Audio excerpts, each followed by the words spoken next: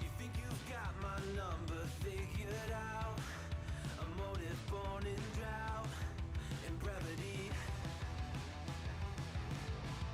And if I'm not the soul of your design, I blatantly decline your remedy. Don't box me in, don't, or I'll leave. I'd rather be a dreamer, I'd rather be free, I'd rather be a leader, I'd rather be a queen, I'd rather be a singer in a trashy cover band. I'd rather be a closer, I'd rather be clean, I'd rather be a poser in a magazine, I'd rather be pretty much anything else than your machine.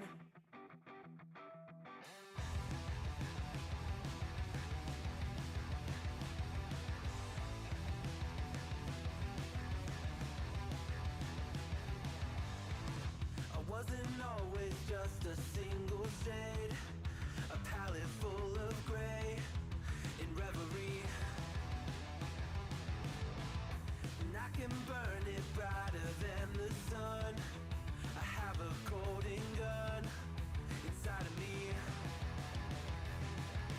Don't box me in, don't, or I'll leave. I'd rather be a dreamer, I'd rather be free, I'd rather be a leader, I'd rather be a queen, I'd rather be a singer in a trashy cover band. I'd rather be a closer, I'd rather be clean, I'd rather be a poser in a magazine, I'd rather be pretty much anything else. And if I fall behind, ignoring all the signs, and if I lose the fight, I still rage against the night. Don't box I'd rather be a dreamer, I'd rather be free, I'd rather be a leader, I'd rather be a queen, I'd rather be a singer in a trashy cover band. I'd rather be a closer, I'd rather be clean, I'd rather be a poser in a magazine, I'd rather be pretty much anything else than your machine.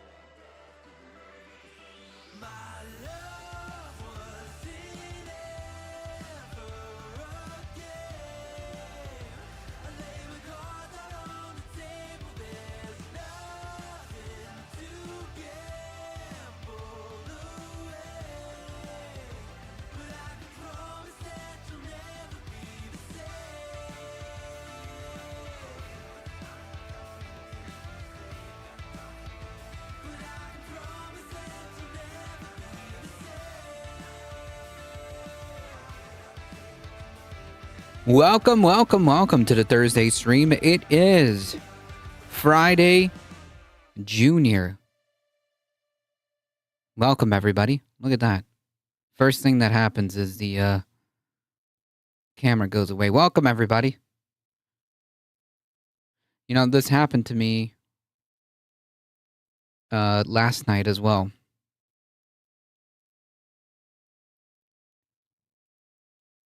There we go. Hello, hello. Junior Friday. It is Friday Junior, basically. At one point, everyone's camera was down last night. That's true. Lunar Spunk. BB. Moanep, welcome. Michael Hassler, welcome. Heat, welcome. You did great, by the way. Thank you. I appreciate it. Folks, if you didn't catch it last night on YouTube, we went on the Left Past 10 with the letter hack, which was awesome. I thought it was pretty freaking cool.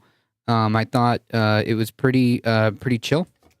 So yeah, it was awesome. It worked out just fine.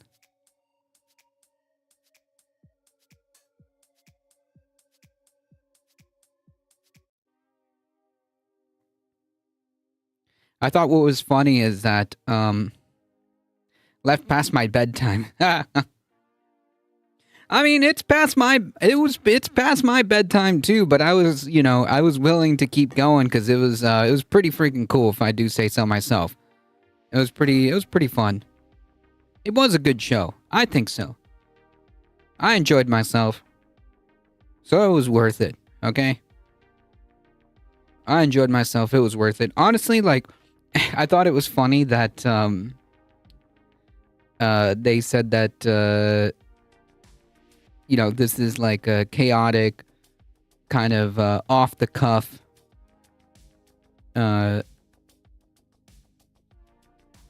which I found extremely funny because, like, this is literally just like, live streaming. So it's completely normal to me.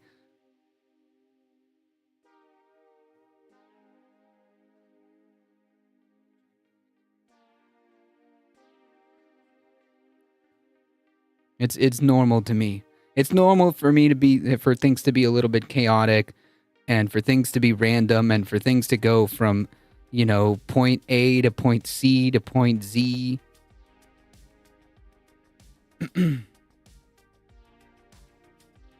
I had to nap. Understandable. They made me a mod over at the letter hack, but then I noticed everyone was a mod in chat.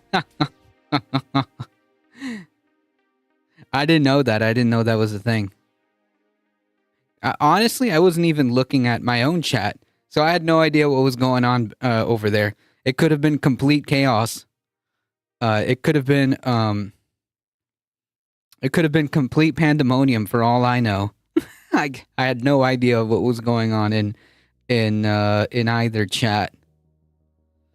I look forward to whenever you get onto Leftist Mafia. I mean, hey, listen, next time David Dole wants to take a vacation,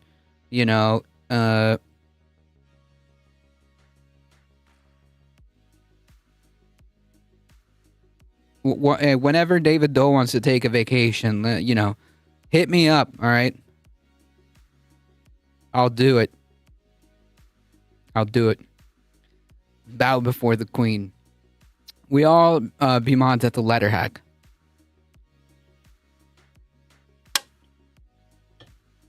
I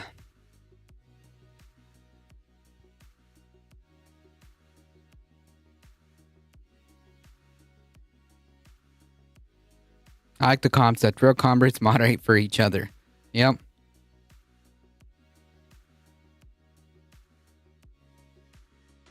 Also, that means like that means like coming in there as a troll is a pretty bad idea, considering that you're bound to get booped at any moment. You're bound to get booped the moment you step in there. I think that's kind of kind of an interesting concept.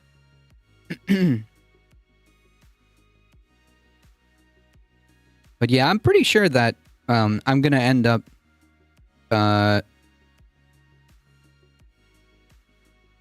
doing another one of these because this was a lot of fun.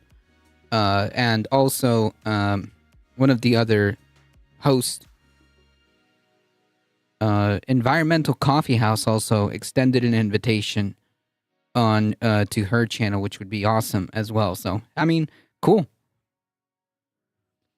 I was telling them that actually it was me that wanted to have some folks on this channel because it's really not an interview channel, and I rarely have anybody over.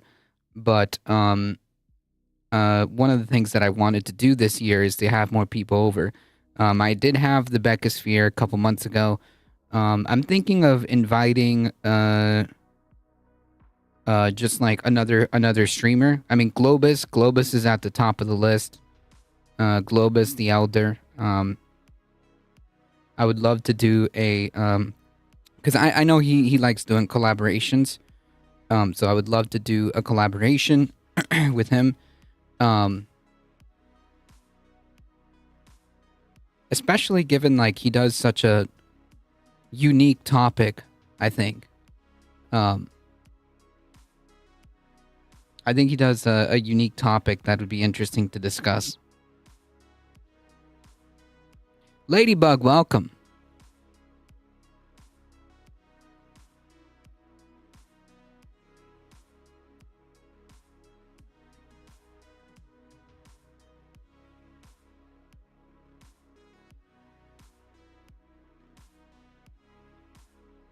In any case, that was pretty freaking cool. If you missed it, don't worry. It's on the YouTube channel.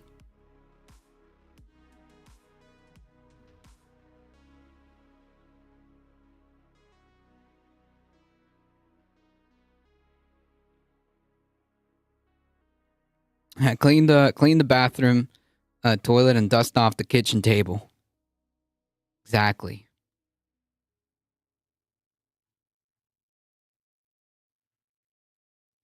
If you missed it, it's all freaking good. Go check it out on the YouTube channel, and also go check out the Letter Hack as well. All right, folks, we got to get started. Before we get started, the usual disclaimers. Thank you all for supporting the channel. I mean, a lot of you hit that subscribe button on YouTube yesterday. I think it was like 20 something of you. Thank you. I appreciate that. Your support is what keeps this channel going. I appreciate it. If you want to keep supporting the channel, don't forget, hit that like button, hit the subscribe button on YouTube. If you're on Twitch, follow us here. If you want to support the channel directly, there are many different ways of doing so. Consider checking out the merch store and hitting that exclamation mark tip. All right, let's get started, folks. 'Cause today we gotta just kind of speed run through this. I got a couple of missions to bust. So let's do this, folks. Yeah, appreciate the Letter Hack. I got that Letter Hack boost. 20 subs in just one sitting is pretty decent, if I do say so myself. I think we're at 340 something. Kurgenstein, welcome. Had a bad headache last night. Oof. Sorry, Ladybug. Hope you're doing all right. Hope you're doing better.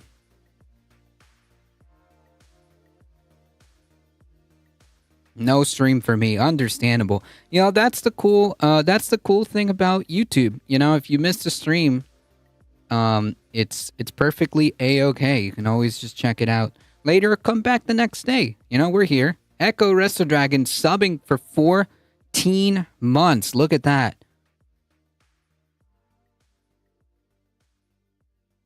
Amazing. Thank you so much for the support. I appreciate it. Welcome. All right, folks, let's get started. Let's do this.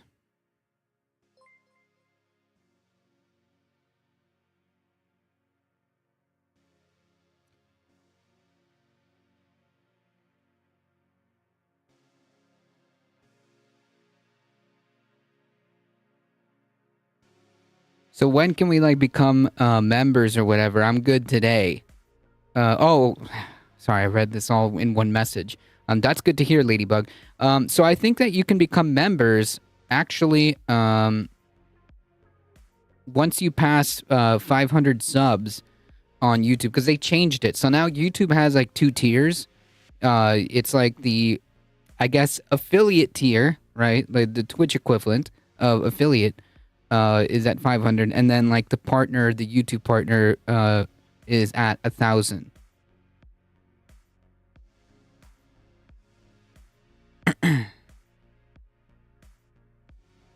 And you got to have like certain watch hours. But I think that's more than covered, because I do live streams. So the folks that hang out here usually give me like long watch hours. So yeah, I mean, like we're actually very close, Kirkenstein. We're actually very, very close. 117 subs. No, 167 subs. 167 subs. And that's not a lot, to be honest. 167 subs is not a lot. It can be done. It can be done, folks. I watched the restreams on YouTube of what I missed. There you go. There you go. So no need to worry. Right, that would add up. Yep. The YouTube crew is doing God's work. I appreciate that.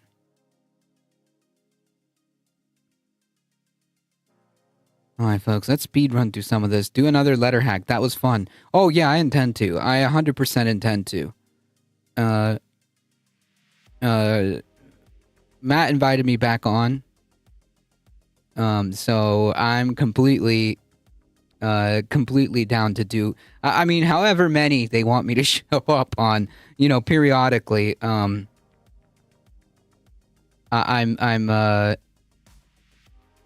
down to do.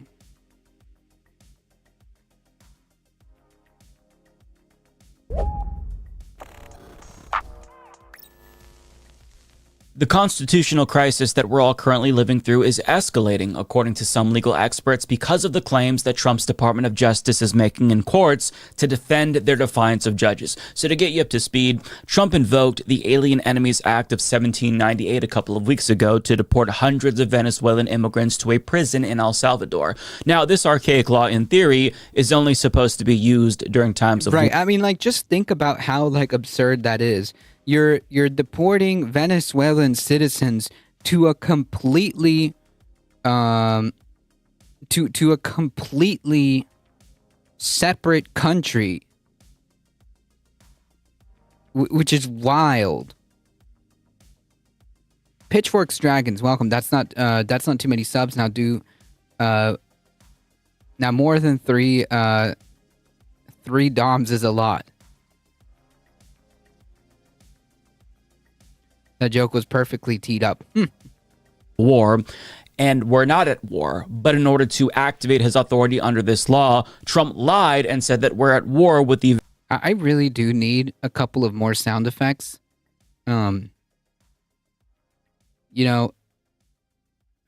I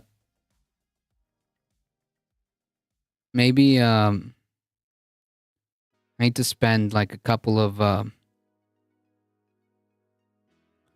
weekends to kind of fix the soundboard and add some more, because I need that ba-dum-tsh.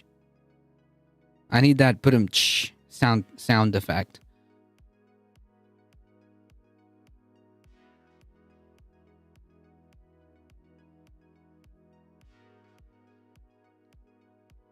Yeah, to concentration prison camps. Correct, Hazemaker. Can have Marcus from Homozygote on. Oh, Homozygote is actually pretty cool. Yeah, Rimshot. There you go. That's what it is. Man being eaten by an alligator is popular.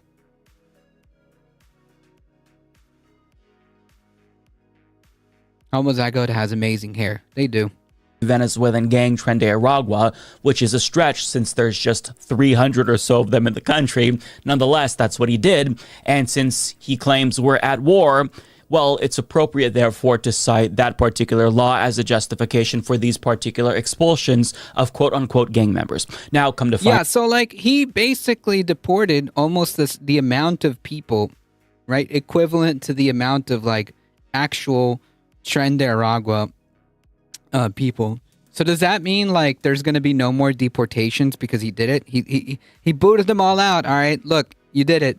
You booted them all out. So now there's no more deportations, right?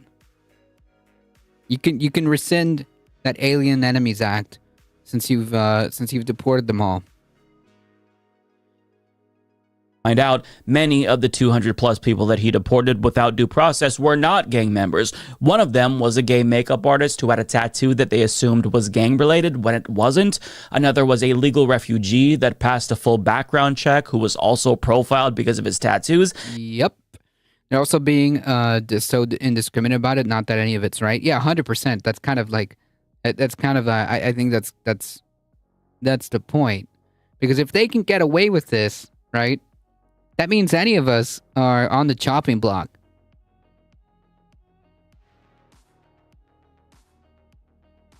Oh, you got a suspicious looking tattoo. Tren de Aragua. Bye.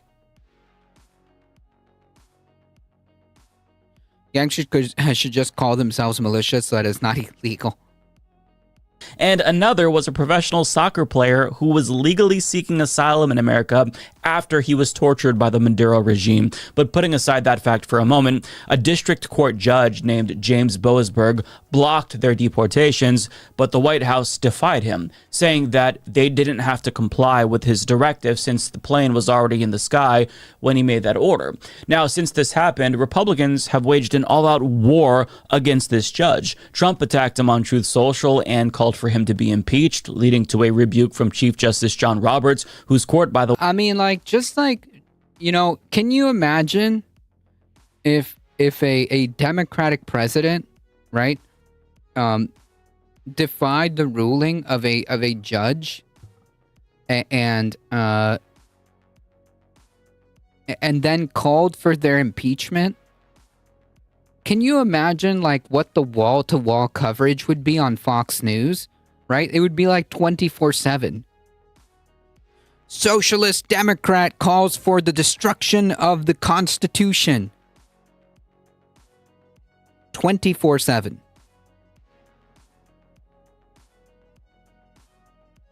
Immediate articles of impeachment would be filed.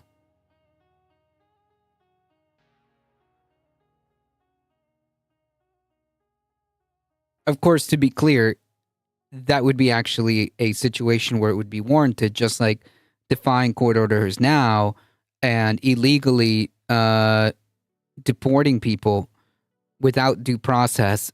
Yeah, that would be grounds for impeachment. The way granted, I mean, like, the amount of, like, reasons why Donald Trump should be removed is at this point like a list that's like a mile long at this point. And we're only not even in month 3. Okay, we haven't even crossed over month 3. Or well, actually we just did, right? January. Yeah, we're just barely crossing over month 3, okay? And we have a mile long list as to why Trump should be removed. This guy near absolute immunity not that long ago. Furthermore, Republican senators like Josh Hawley and Mike Lee announced legislation to prohibit judges altogether from issuing nationwide injunctions. And Speaker Mike Johnson even floated the idea of eliminating federal courts altogether, which is something that hasn't been done since 1982. So they're willing to take extreme steps to ensure that Trump has no checks on his authority. And in court, yeah, I think like that's kind of like the takeaway. We went over that story the day before yesterday, Tuesday, about Republicans floating the idea of removing just district courts, and that's the point, right? They don't want checks on the executive, right? Yeah, into month 3. Yeah, into month 3. You're right. He's trying to take over Greenland. Yeah. He keeps he's still on this Greenland kick. So I this is just like insanity. We definitely will talk about this because this is continuing to escalate. He does need to be kicked out. Like, he needs to be removed. He needs to be impeached. 25th Amendment, whatever. Like, he needs to be. There are mechanisms in place, you know, to remove this rogue president. They're just not being used because the people that are in charge of these institutions that would normally act as guardrails are in cahoots, or there's only two things here. They're either in cahoots or scared of him. His policies may be mayhem for us, but they're benefiting his buddies. Yep. Greatly a welcome. Trump needs life in prison at minimum. Courts. I mean, like, if he's lucky, the only thing that'll happen is that he gets prison time. And quite frankly, like, as much as he deserves prison, it's sad that he probably will never see the inside of a jail cell, even though he absolutely deserves it.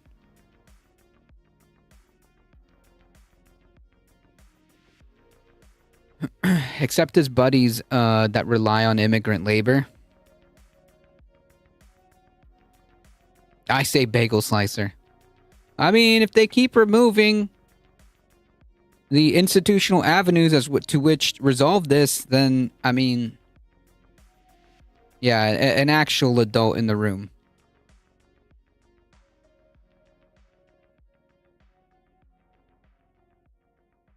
The Department of Justice is now arguing that Trump basically does have unlimited power and he doesn't have to comply with judges at all. As Dahlia Lithwick and Mark Joseph Stern explains, on Monday, Donald Trump's Department of Justice made 2 arguments in 2 different courts that, taken together, amount to a legal claim of... Oh, boo.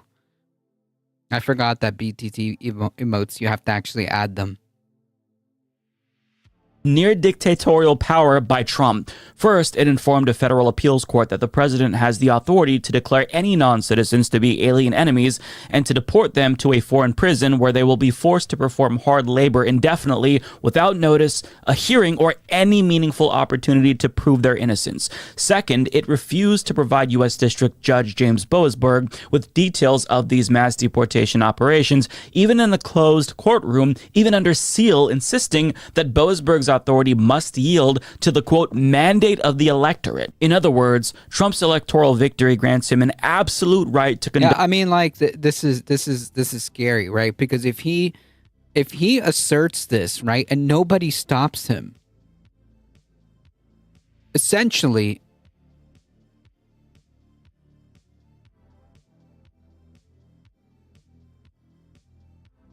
what he's arguing is that a president's power is absolute and cannot be questioned.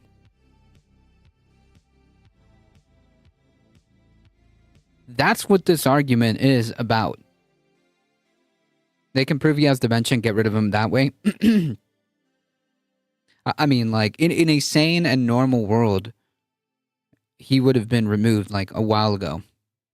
Yeah, Trump didn't have a mandate.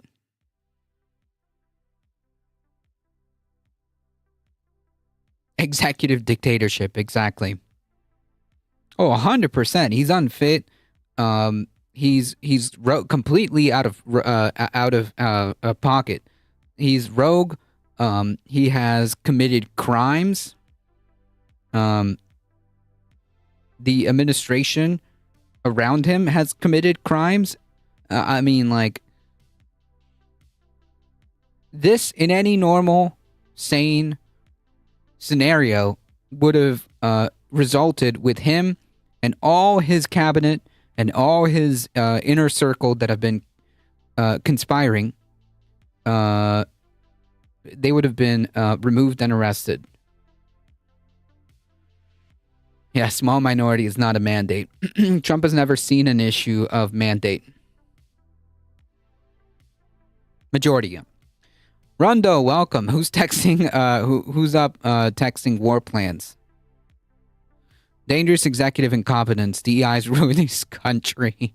Conduct these deportations, rendering them unreviewable by the judiciary. This is insane. This is not a constitutional argument, and it barely pretends to be. It is more akin to an argument from an archaic notion of the divine rights of kings. Trump is our ruler, it holds, such that anything he does is intrinsically lawful. In a constitutional democracy, of course, the president is not a sovereign whose authority is above question or limitation. Even the most extreme versions of presidential powers have limits of some kind, but this administration is relentlessly pushing a theory of executive power to dangerous new extremes, smearing lower courts that stand in its way. So understand that they're not even trying to make a legal or constitutional argument for this power that they're saying Trump supposedly has. They're basically saying, well, he won the election, so he can do what he wants. Deal with it. I'm Zach Brown, CEO of McLaren Racing. It's like every day at my house in eBay box. Ha! 1980. And it's not. Yeah, I mean, like it's vaguely and loosely based on this dubious, dubious interpretation of the Alien Enemies Act. But fundamentally, like, there's nothing there. Miss Cassania, Hexeth is a DI hire and turned war plans into a Hearts of Iron 4 Discord lobby. Wait, I wanted to learn more about eBay. Necessarily surprising, since Trump himself tweeted about how he who saves his country isn't violating any laws or something like that, and also the official, which is a very, very common fascist thought process. Globus, welcome.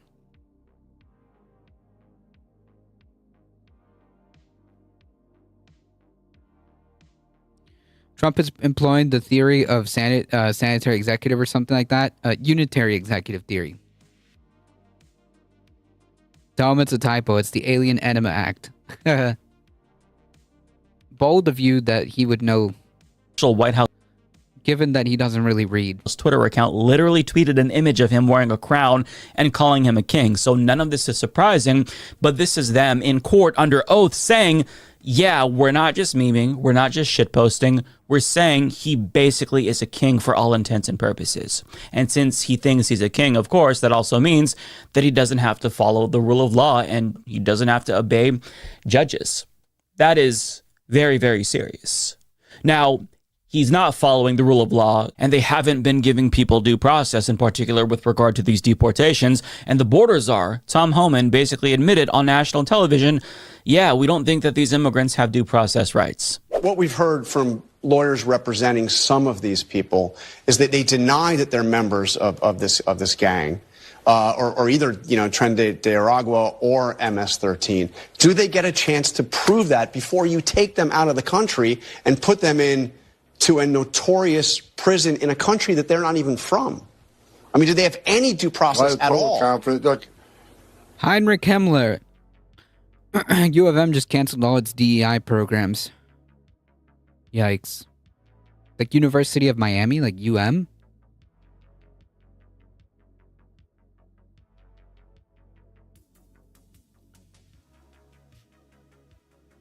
Yeah, just tell Trump that it's transgenic anema. He's the emperor, Caligula more specifically. Yeah, marble mouth Himmler.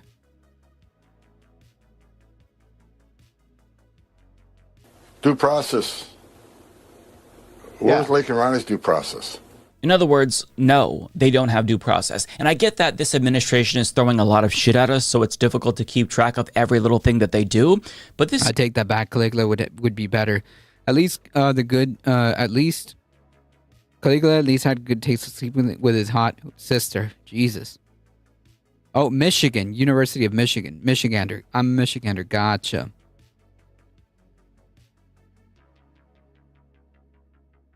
Princeton said, "F you, I'm an inclusive. I'm in an inclusive way."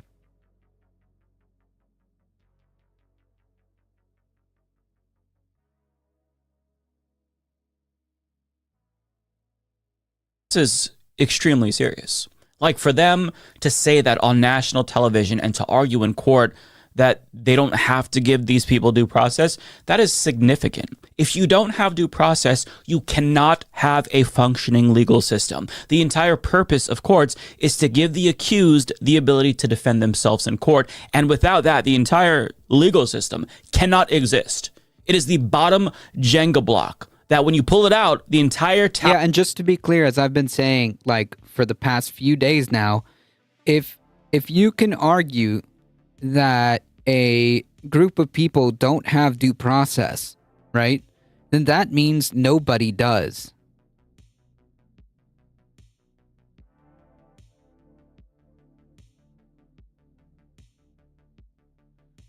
If they can successfully argue, if they can successfully argue that a group of people don't have due process, then none of us do. Trump is more like Emperor Commodus from the movie The Fall of Roman Empire. Sorry for the boomer reference. Never seen it. Trump is the one that said, take the guns first, skip the due process. Yeah, I mean, like, in this case, they didn't. In this case, there are more guns than people. Yeah.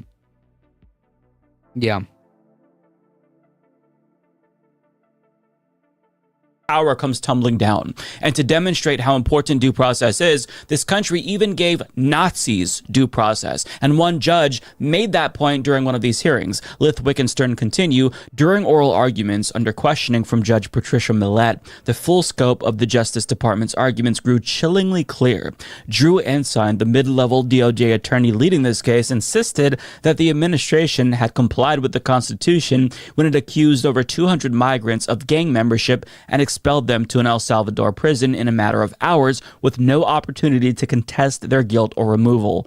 Millett sounded shocked. Quote, there were plane loads of people. There were no procedures in place to notify people, she told Ensign. Nazis got better treatment under the Alien Enemy Act. She's right. Although the chief Supreme Court precedent cited by the government in support of its position allowed for the removal of Germans during and after World War II, those individuals received a hearing at which the government had to show that they were in fact Nazis. The Venezuelan migrants subject to Trump's order, by contrast, received nothing of the sort. Quote, if the government says we don't have to give process for that, Millett continued, y'all could have picked me up on Saturday and thrown me on a plane thinking I'm a member of Tren de Aragua and given me no chance to protest it. And bingo, bango, that's exactly the point, right? Because again, if you can successfully say that a group of people don't have due process, then nobody does. So anybody could be on that plane. Because no one would know, because there's no due process to figure that out. It's just, oh, look, that person looks a little too brown. Oh, that person has a tattoo of whatever. Tren de Aragua. Definitely. Off to the gulags.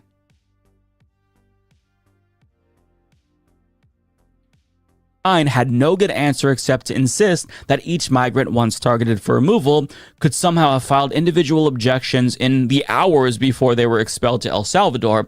But at that point, according to the government, they have no further recourse in court. As Millett pointed out, it is absurd to imagine that these migrants, many of whom do not speak English, could hire a lawyer and file a petition in that fleeting period of time, let alone secure a hearing. And she's right. The time between Trump signing the Alien Enemies Act executive order and deporting Apache Aldo, welcome. Why the 25% tariffs on autos right now? I'm about to get a Toyota. Well, you can blame Trump for that. These folks was buy a Swastika car today. Hours. So how exactly were they supposed to defend themselves? The fact that they're making this claim is laughable. And they're not really even trying to make a good argument because, again, they don't think that they have to, since Trump basically has near dictatorial powers. So this is them just putting up the window dressing to make it seem as if they're following the Constitution, when in actuality they're not. They're trying to make it seem as if they're still complying with the rule of the law, so that way the public doesn't freak out about this constitutional crisis that they created, but they are not following the rule of law. And if you look at authoritarian regimes around the world, a lack of due process is the hallmark of their flawed legal systems. Them not having to prove charges against people in courts gives the state basically a blank check to round up anyone for virtually any reason. I mean, at best, it leads to innocent people being detained arbitrarily for something that they didn't do. But at worst, it leads to critics of the regime being charged with random crimes and locked up because they criticized the government. This is Right. And all they have to do is say, you're Chandaragua. Oh, you posted like an anti-Trump post on Twitter. Yeah, dude, Chandaragua. Bye. Oh, you posted an anti-Trump thing. Yep. Definitely a domestic terrorist. Time to ship them off to the gulags.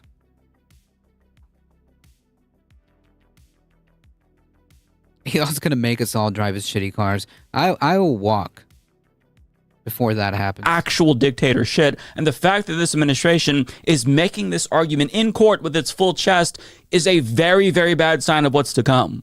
Their goal is to either turn the court system into a rubber stamp for this administration's abuses or just bypass it altogether. And on that latter note, Aaron Reichlin-Melnick of the American Immigration Council says that the Trump administration is seemingly going to use the Alien Enemies Act to bypass the Fourth Amendment altogether and just enter people's homes without warrants under the guise of pursuing members of Tren de Aragua. This is unironically Gestapo-like shit. And if you demand due process... Yep. I mean, like, ICE is the Gestapo, okay? You need cyber legs if you want to walk. What a freaking dystopic future.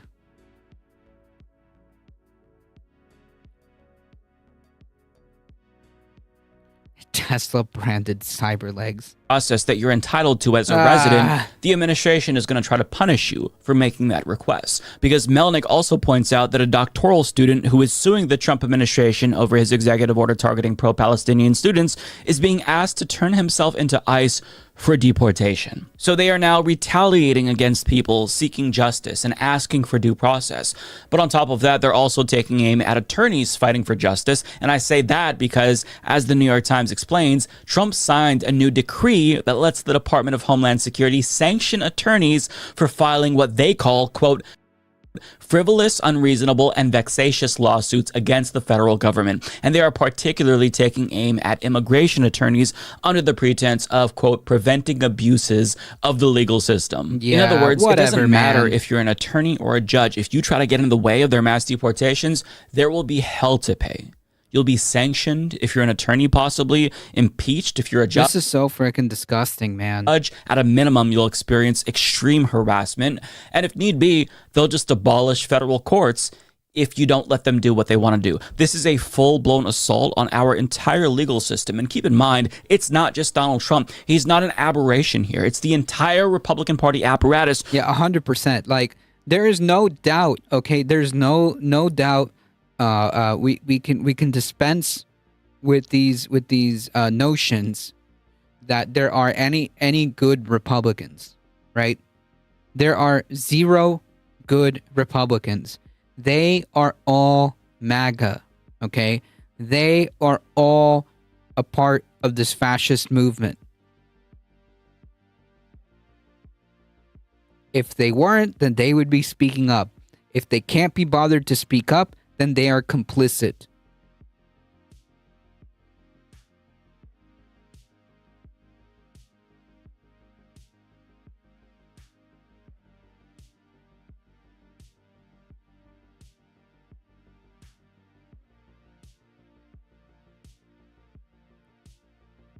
They're already drafting bills to end courts. Yes. That's exactly true.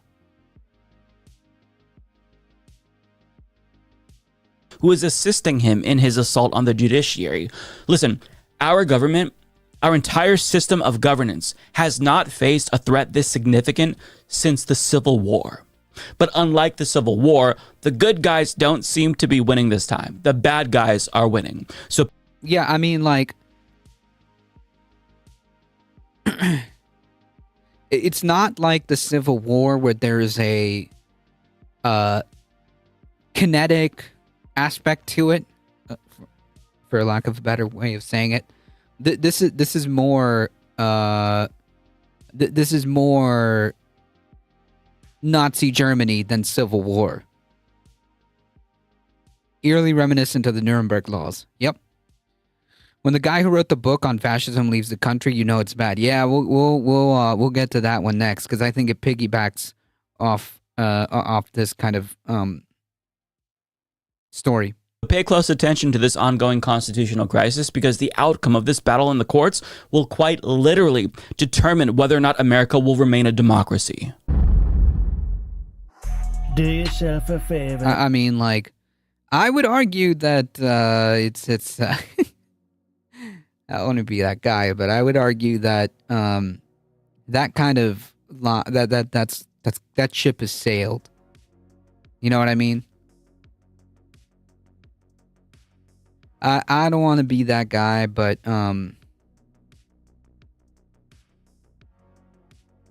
I think that I think that ship has sailed.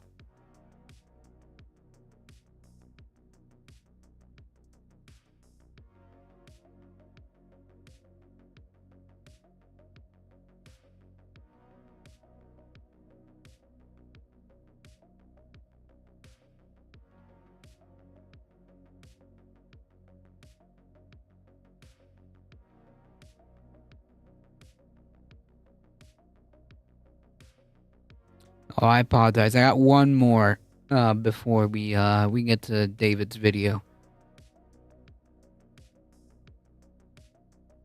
Should we go through this one?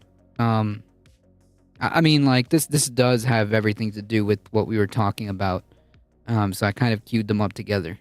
They're finding out stuff about the people who were deported to El Salvador. And really saying even deported is just sort of almost like, I don't know.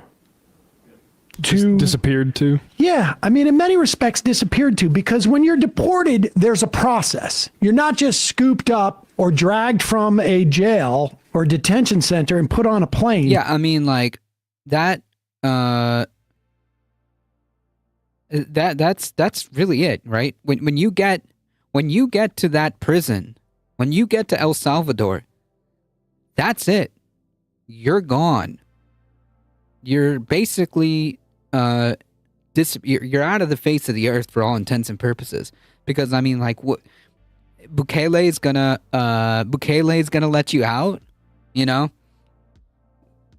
Or is there a due process in the prisons of El Salvador to say, like, wait a minute, that guy's not a gang member, what's he doing here? Because last I checked, there is no process to return those people back. In fact, I remember Bukele laughing about it, saying it's too late. Laughing, crying emoji. The Letter Hack, welcome.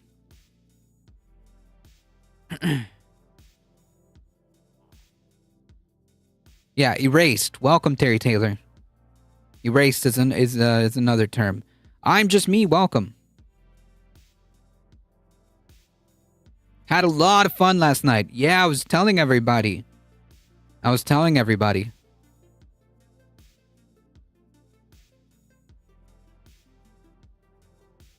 Me too. There's actually a process. So deported actually makes it sound better than it is. It is being reported now that, I think this is from the Washington Post. There was a young couple, spent 2 years in Colombia before applying. They left. And here's the thing, though. Like, if you can demonstrate beyond, you know, a shadow of a doubt that you are not a gang member, you're not you'd never committed a crime, which incidentally the administration admits they don't even have, a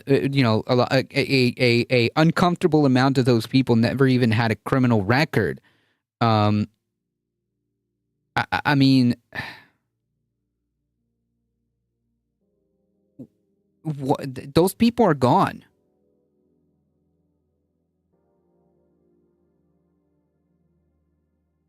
We have a for-profit industry at home. Deportation is taking jobs from our hardworking fascists. No, it's okay. We'll just loosen child labor laws and get the kids to work.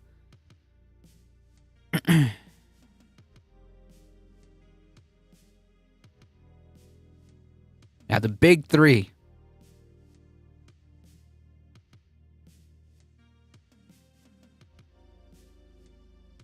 Fight Russian, welcome.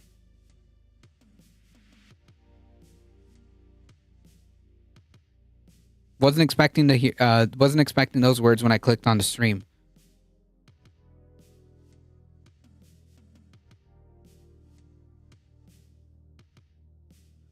Wait, which ones? Carlos did great. Thank you.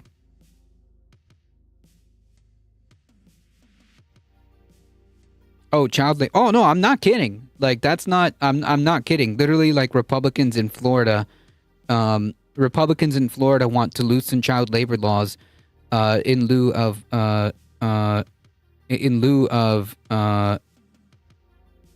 not having immigrant labor.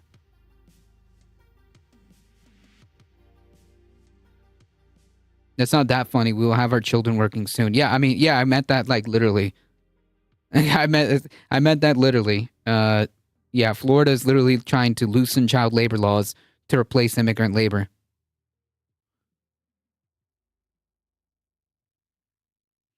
We'll be destroying the Department of Education, so what will those kids do? Let's see what they'll do. Live and die in a factory, I guess. Yeah, the children, they yearn for the mines. Out of context, it sounded different. My bad. Well, I mean, there's no good context. I'm sorry. There's no good context. It's not good. It's not good. There's no real nice way of putting it. There's no good way of putting it. Arkansas already did it. Yeah, there's several Republican states that have loosened child labor laws. Half joking, half serious. Get to Colorado, we have the high ground. Left Venezuela in 2021. They spent 2 years applying for refugee status in Colombia, right? They're doing everything they should here. And to be clear, if you step 1 foot in the United States and ask for refugee status, it is U.S. law, it is international law that you get due process for that. These people did it outside the country, which is even harder to do. They were in Colombia for 2 years, running from Venezuela, applying for refugee status. They got that status. They'd gone through all the interviews with U.S. authorities in Colombia as part of an extensive background check, and they finally were awarded refugee status. And so they flew. This is what they all claim, right? All of these xenophobes claim they want people to do. Get in line, do it the right way, et cetera, et cetera. Legal status granted. Yeah, so that's not true, right? They never cared about doing it the right way. They just want the brown people out.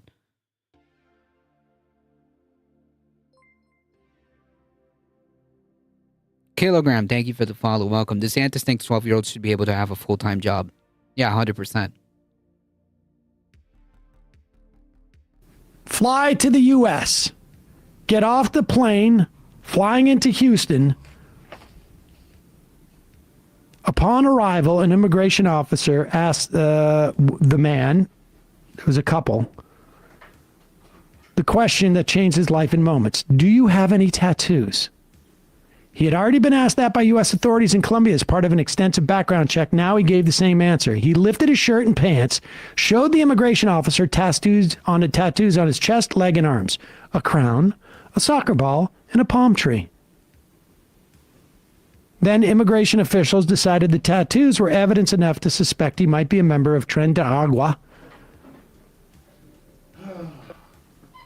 And, Yep, to the gulags. Hey guys, my name is Harris Heller, and I've been a full-time YouTuber for over 10 years now. And if you are a YouTuber...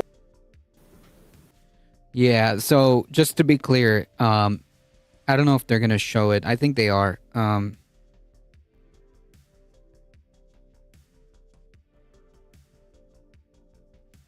I'm not sure. I can't remember. Anyways, the tattoo, or maybe they did show it in another segment because I can't remember if they showed it here. But the tattoo that he's talking about is the Real Madrid tattoo, the logo of the Real Madrid.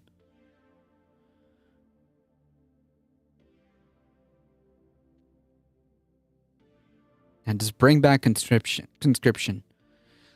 Gulag for a drunken mistake one night. I don't know. They could be very tasteful.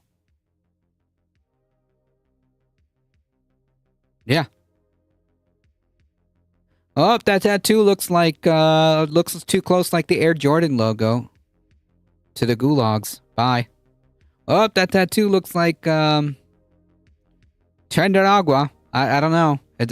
Do you know what Trenderagua tattoos look like? Nope. But it looks like one to me. Bye. His girlfriend, threatened with detention for months, agreed to be deported back to Colombia. He spent the next almost couple of months in 3 different immigration detention centers in Texas. Then on March 15th, he was put on that plane to El Salvador.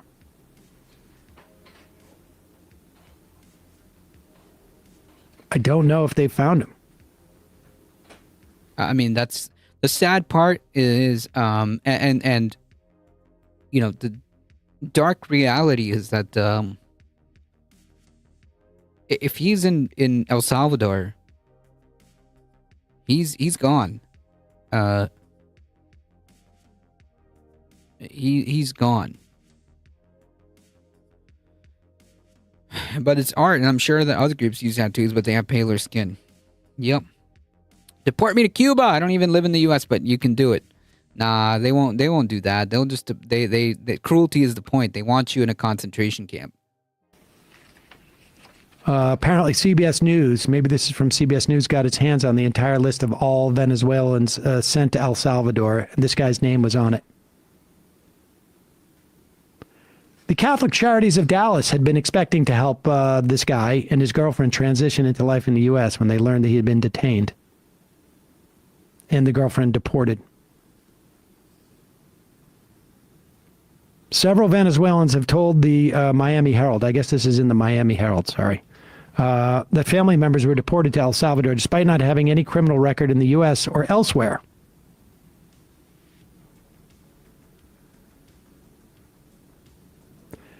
Jersey Reyes Barrios, a professional soccer player from Venezuela, took part in peaceful demonstrations against Maduro's regime in 2024. He was detained, tortured with electric shock and suffocation.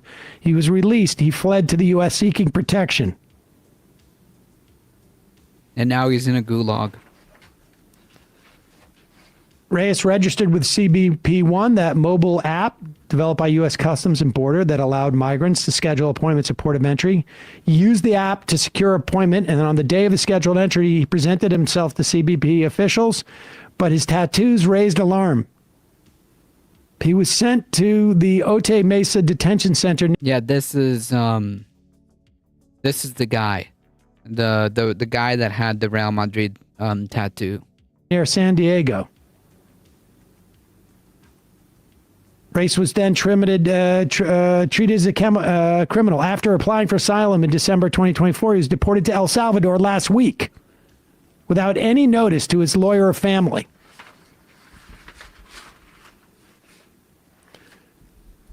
Here is Tim Pool talking about the judge that basically said, "What?" Like, you know, you want to know, like, who these freaks really are. Okay? This is who they are. Okay? These are not centrist. These are not populist right-wingers like Sauger, right? No.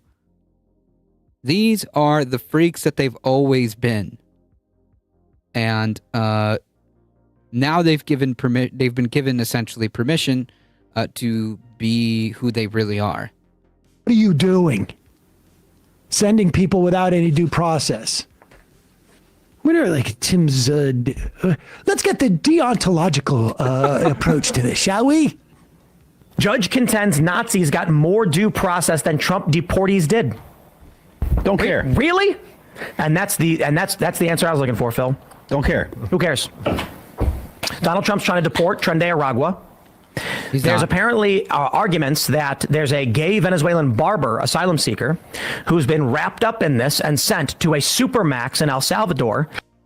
Who, again, has not committed any crime. By the way, that barber they're talking about has not committed a single crime. Okay.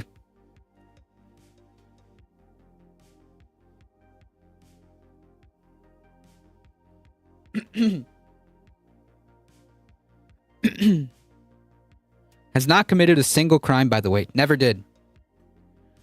Nadia Chambers, hey, welcome. I remember you from the letter hack. Cuba would be the only other citizenship that I would be able to obtain if I wanted to try to obtain one immediately. Which is terrifying. Pause. I don't want the laugh. Well, first thing I gotta say is why do the you best try part to, is, well, I don't know who that other dude is. The guy. Do you know who that guy is? The guy with the hat is Phil Labonte. Right. Yeah, that guy I've seen before, but I don't know who the guy with the brown shirt is. Yeah, I need to renew my passport. Now. I need to renew my passport is current. It is currently active, but I need to renew it for sure in the extremely near future as a just in case. Tim's saying this, and Tim's saying, like, this is horrifying, but before he gets there, the guy starts laughing. Yeah. It's funny. You know, I wonder what a deontologist would say about this, because if your principle is that there should be due process, then there should be due process. Why are you changing it based upon who it is? Yeah. Does that seem deontological to you, Matt? If you read Plato's Republic, you would know this is hilarious. Oh, sorry, go ahead. exploit my country and lie to get in here, because if you're from Venezuela, Mexico is right there and you're safe. Right, because like actually like the deontological point of view would say that everyone is due process because that's what's moral and right, because it's right. And because it's part of the rules.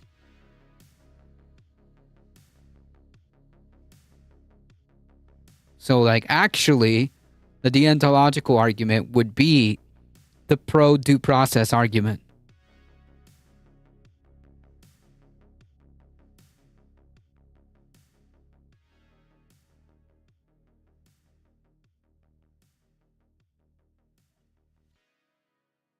Yeah, I think Nadia's correct. I'm sorry to be like the negative Nancy, but I seriously don't. I seriously don't think that they'll be able to keep track of those people. Like, they'll have like a vague idea that like, okay, well, this person from the soccer player guy, the soccer player guy, we know he was on that plane and we know that he's in El Salvador, but like that's about it. Like, which prison in El Salvador? Is it like one of the like few supermaxes with all the like I don't know. I don't know if they've even been able to speak to the guy.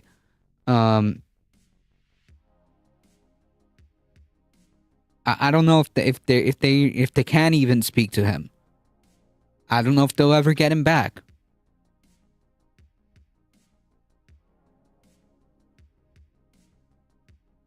Your ADT are being realistic. Anyways, we know you're a doomer, and we're cool with that.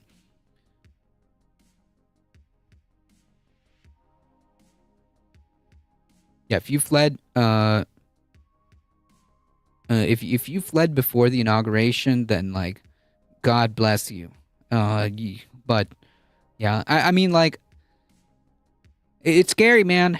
Not gonna lie. True, they won't document their atrocity. Yeah, and like Bukele has no like restraints on him either, right? Bukele has no restraints to follow human rights because like he's already violating human rights as it is, left and right, in his own country against his own people. Winnie Rose, I think at least a few of those guys are already dead. It wouldn't surprise me. We should know where they are as we're paying them for them with our taxes. Yeah, but like they're brown people, so if they get disappeared into a supermax concentration camp, so then like who cares, right? The gay barber is likely already dead. I mean, like this is so freaking dark, man, but it's true. It's true. Like we have no idea. The reality is we have no idea. Unless we get like a confirmed update by like an organization or one of these immigrants' lawyers, we have no idea. That's basically it. For all intents and purposes, like these people are, as one person in chat said, they're erased.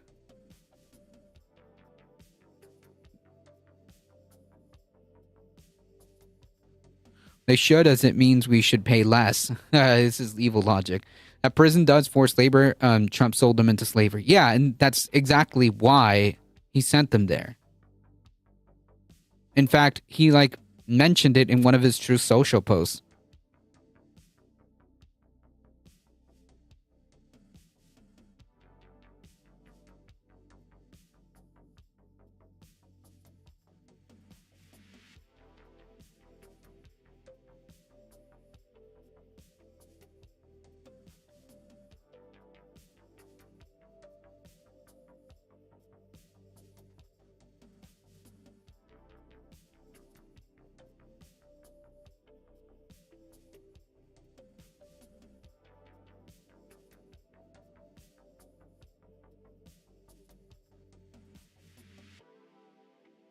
Yeah, first they came for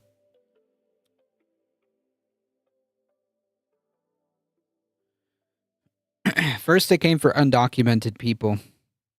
And I said nothing because I was not undocumented. Then they came for documented immigrants. And I said nothing because I was not a documented immigrant. And then they came for citizens.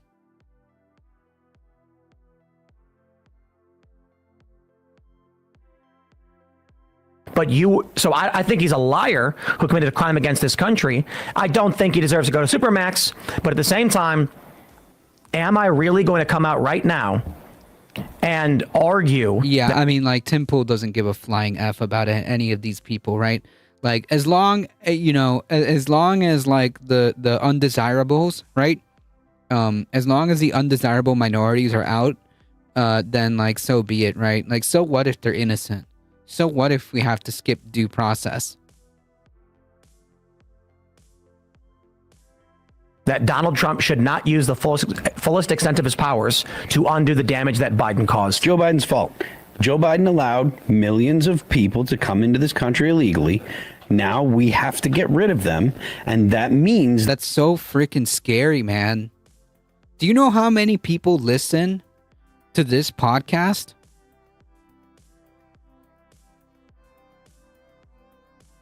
How many people listen to this podcast? It is an uncomfortable amount of people. Is that the chances of people that are not here illegally or that are not criminals or whatever, they're going to get wrapped up too. And pause it. Wait a second. No, wait. When he says chances are there are people who here are not here illegally. In other words, legally, maybe citizens, maybe legal residents. Maybe legal refugees are going to get wrapped up in this. He's trying to justify that. Yeah, and so be it. You know, who cares? Oh, okay, this woman has lived here since she was 7, got here during Biden's administration. Right, yeah. Maybe he was talking about when Biden was a senator.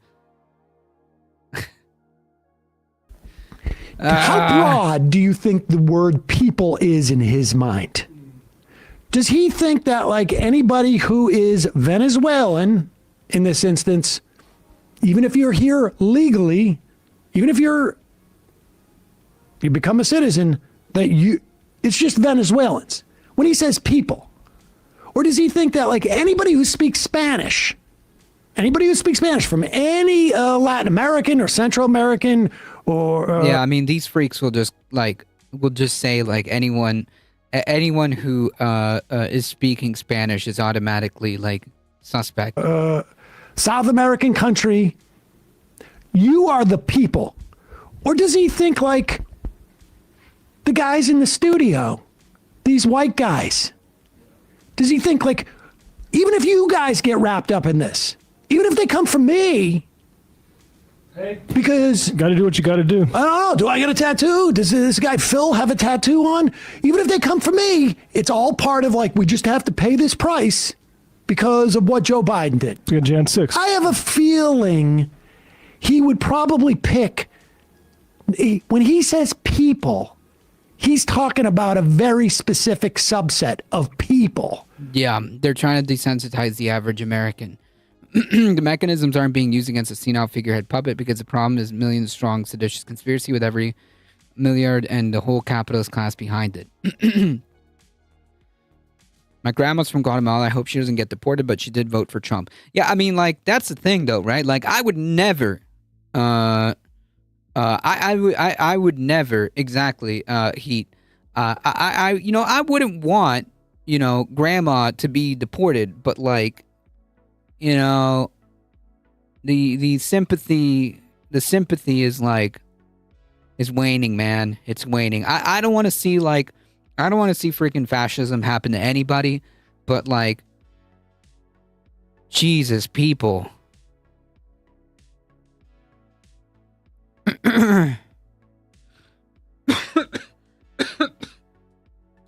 Exactly. Okay for thee, but not for me. She lived most of her life. Her husband's dead, but ever. Of course, at the end of the day, Trump is just a system of the broken system. Yeah, I mean, he's like the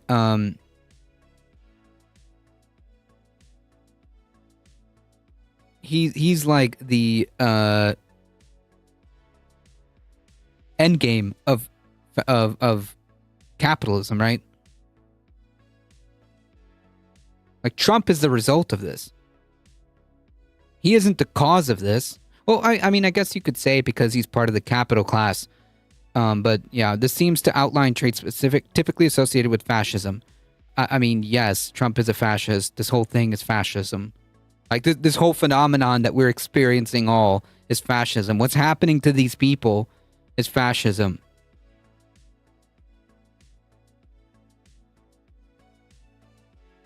There's, what's happening to these migrants, right, is a result of fascism.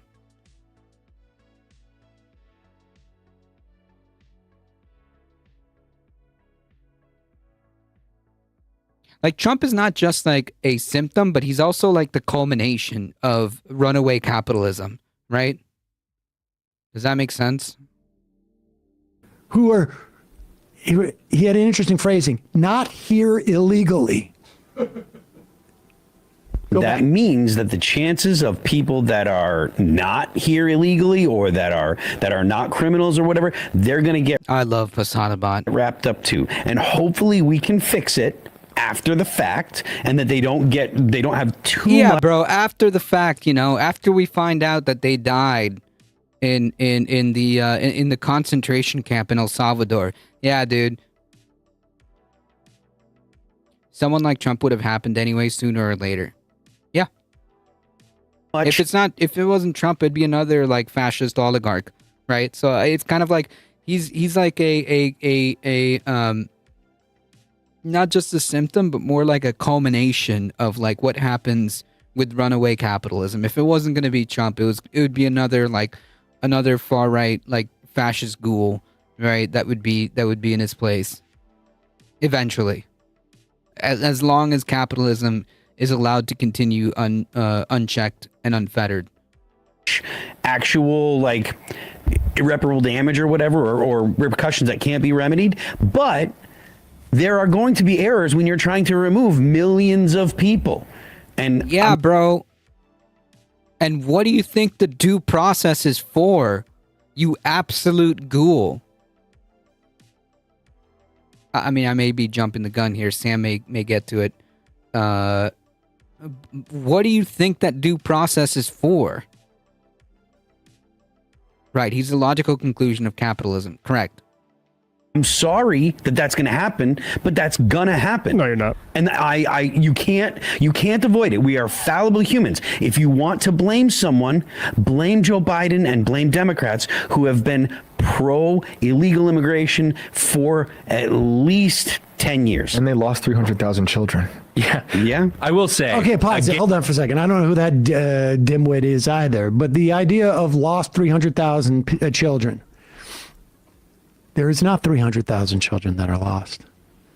It is that the DHS did not have the capacity to be tracking all 300,000 children. I mean, like, the fact that they just, like, lie and twist the truth like this is wild. Trump isn't even a final boss. Imagine someone more familiar with constitutional law. I'd rather not. It's Hitler's will that Aryan nationalism would rise again. Violent Quinlaw, no ill blame. No, I'll blame the people that use no due process.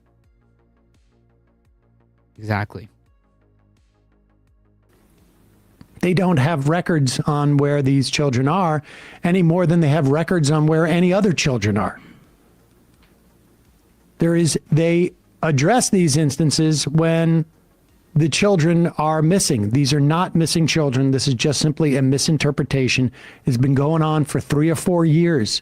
It was misinterpreted.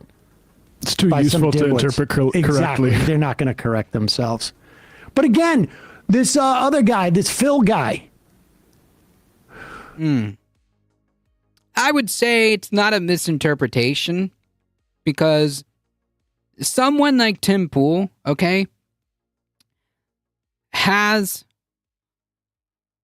the capacity to look up the validity of the claims that he's making, okay? Listen, Tim Pool is not exactly smart, okay? That's an established kind of understanding. But even someone like Tim Pool, okay, has the capacity. If he can't do it, he can certainly employ folks that can make sure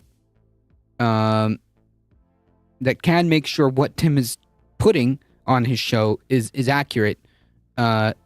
So even if Tim Pool actually genuinely cannot Google for 5 seconds, he could certainly hire people and make sure that at least to the best of his ability, have people vet the claims and make sure that whatever he's going to talk about on the show is true. But he doesn't do that because that's not the point.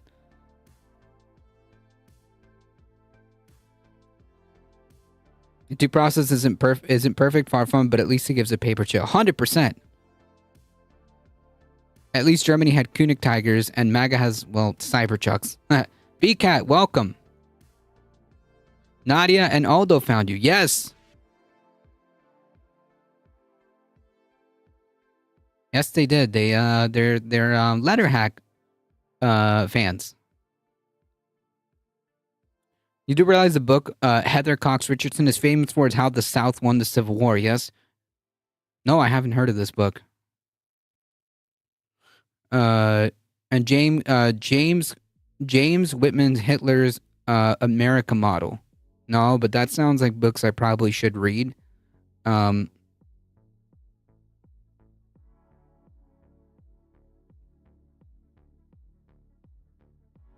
Oh, if you want to know, I mean, like, honestly,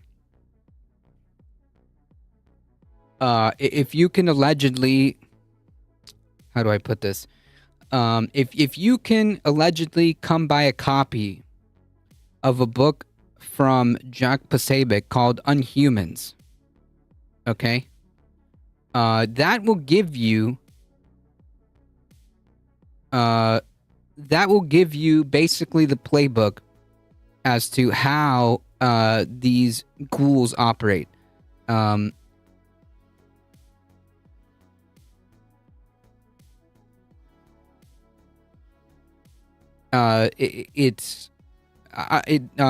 Nathan Robinson from Jacobin said that this is one of the most disturbing or scariest books that he's read, and he's read Mein Kampf.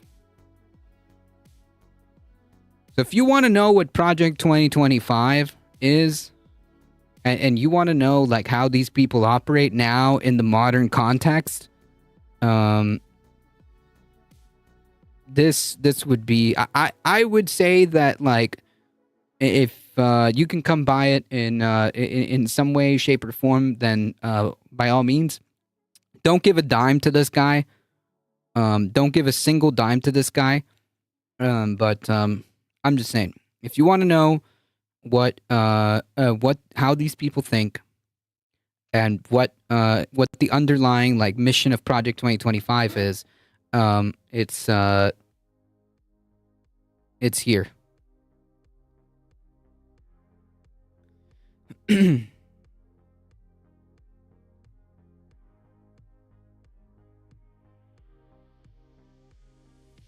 Soul Life, welcome.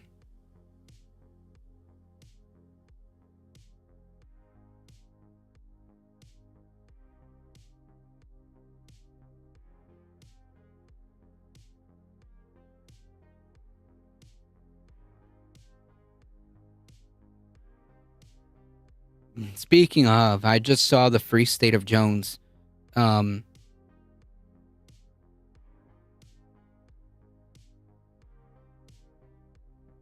Fascinating.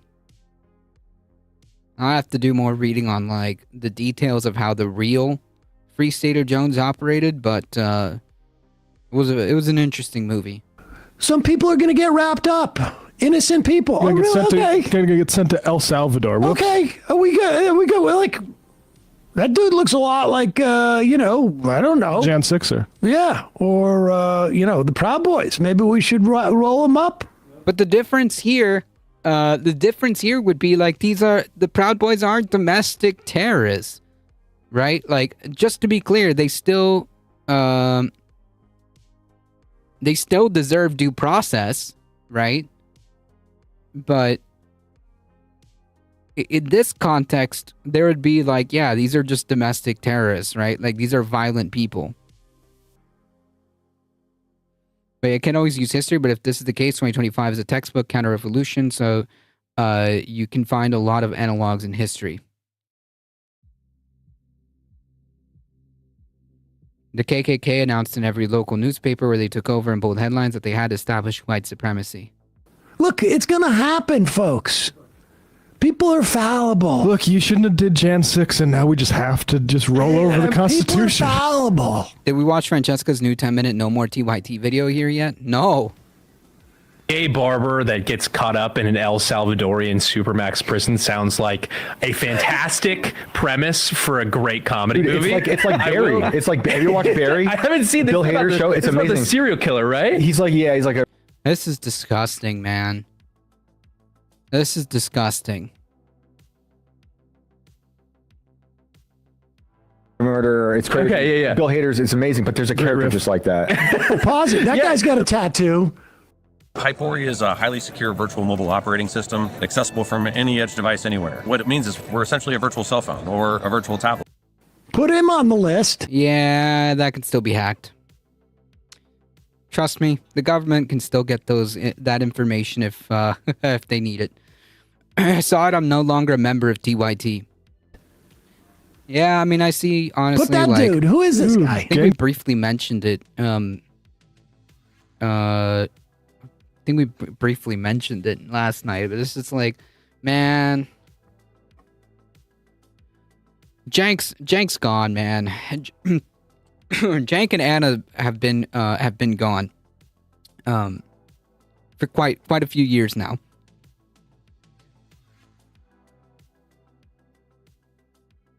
There's been barbers, soccer stars, but no gang member. Yep. Quad Bennett, Francesca Fiorentini fired from TYT by Jank. Yeah, I think that's exactly what Soul Life was just talking about. Tattoo. I don't know if that's Surge. There's a few guys in there, Shane, and then Devlin. I don't know who's Shane, who's Devlin. I'm not sure. But that guy's got a tattoo. Maybe he's on the list too. I mean, listen, people are fallible. Trenderagua. Bye. Deport them. Murder. It's crazy. Okay, yeah. Bill Hader's. It's amazing, but there's a character just like that. Yeah. Good story. Well, it goes back to the point you were just making about, lamenting, oh, well, if we do this, then Democrats will eventually use that against us. Well, I think people are undercounting the knock-on effects that wielding this type of... Anna's too busy, trying to pick fights with Emma.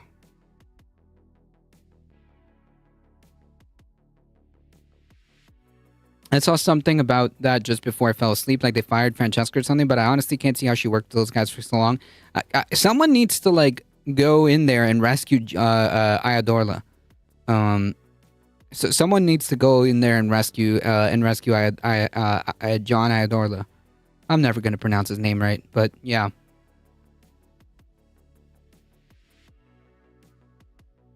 Ayadorla. There you go. of political power has, right? Like Democrats did all of these things in the Joe Biden administration, dating back to, you want to stretch back to FDR or Woodrow Wilson or whatever, right?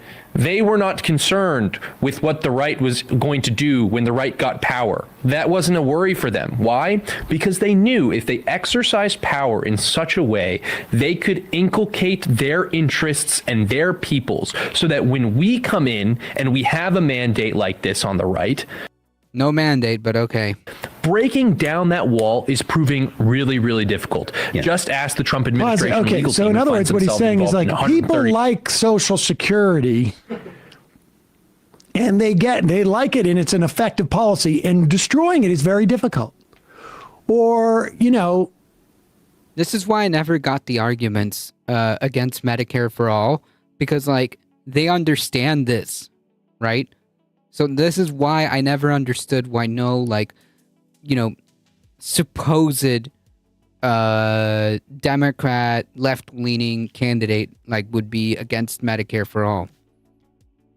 And this is why like I never bought these arguments about, oh, it's just too extreme, like, oh, it's just, nah, man. I just confirmed what we already thought. Anna said that she was debating Ben Shapiro because she believed she could win over his audience.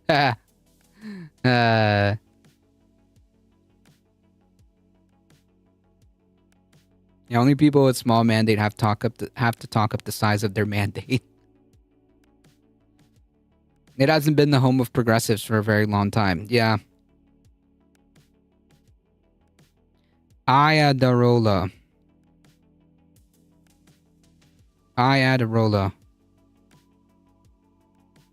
A for effort. They arrested some of the dudes in the Tesla attack. The net benefits of immigrants in this country.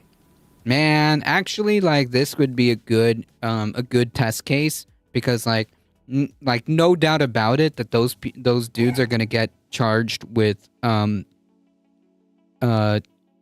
domestic terrorism, and the question is, are we going to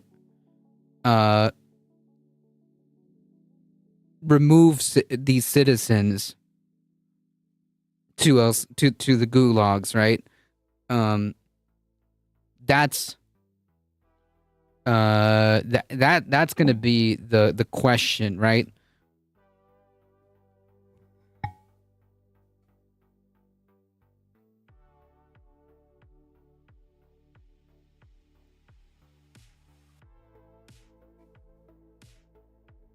That's going to be the question. F Tesla, but those dudes are screwed. Yeah, that's what I'm saying. Like, what are they going to do with them?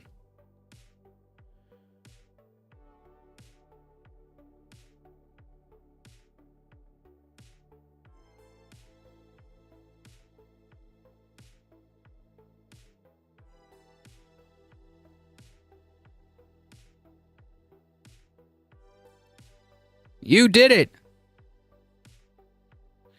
I did?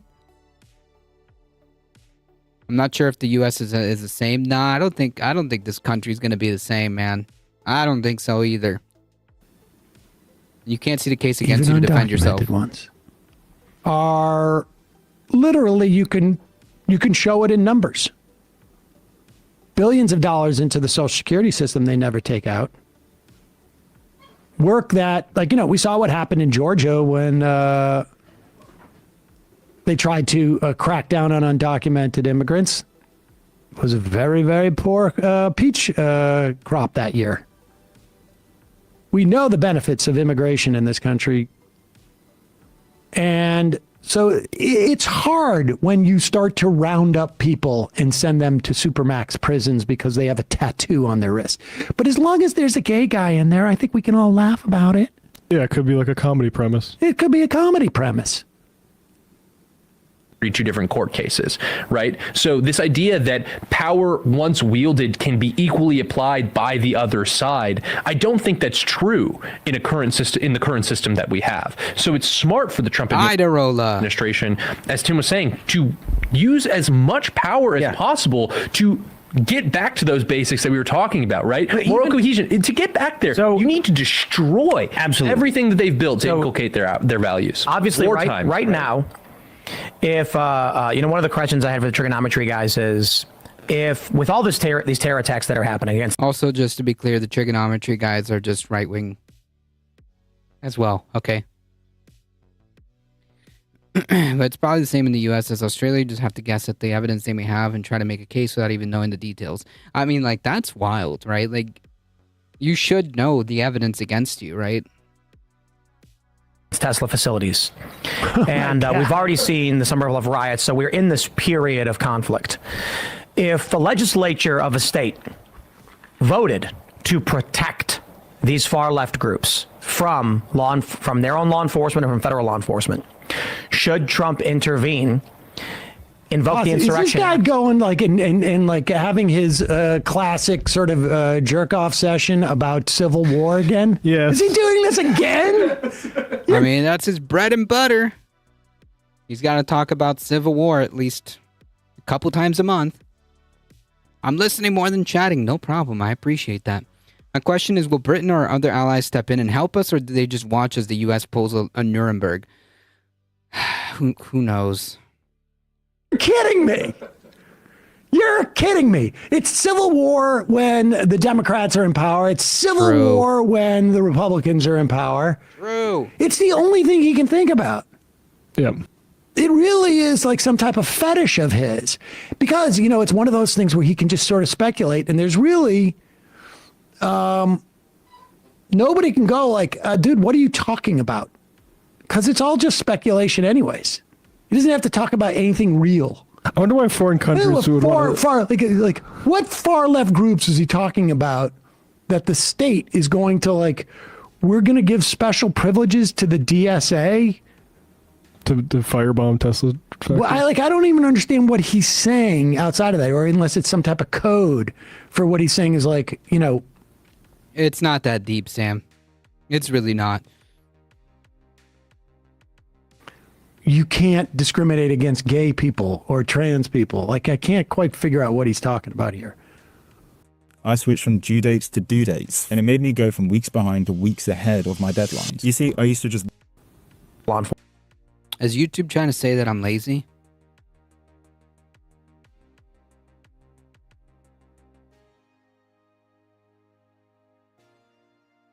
They can send their best dingoes. I think Australia is going to be much help in reining in Musk. How until Canada can get the hint and annex America? Enforcement. At least we'll have healthcare. Should Trump intervene, invoke the Insurrection Act, and start enforcing the law federally through the National Guard? I was hoping they were going to do that during the Black Lives Matter riots. The Summer of Love. No, right. Yeah, like they didn't do it then. If the states then vote to bar the National Guard entry into their state and physically obstruct them, should Trump order the politicians arrested for levying war against the United States seditious conspiracy? Yeah, probably. I mean, that is. I don't know that I don't know if it would be the politically prudent thing to do. Would Trump theoretically be within his rights? This is just honestly like. This is wild, man. This is wild. The conversations that these people are having, right? And like the uncomfortable amount of people that are watching this and like nodding along and going, yeah, he's got a point, man.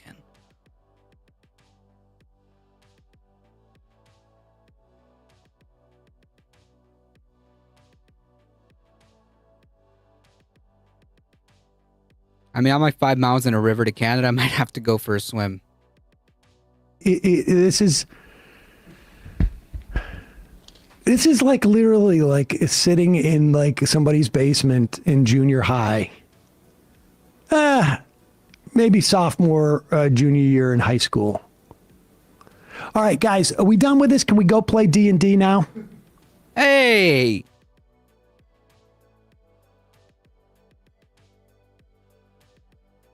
Catching strays without even trying. Jesus, Sam. I feel like I know the answer, but someone should ask Tim Poop if the officer that booped Ashley Bobbitt should get charged for it. Yeah, he'll probably say that it was like an illegal use of force or whatever. He can just have this conversation with his bunker, from his bunker with his Russian money. True.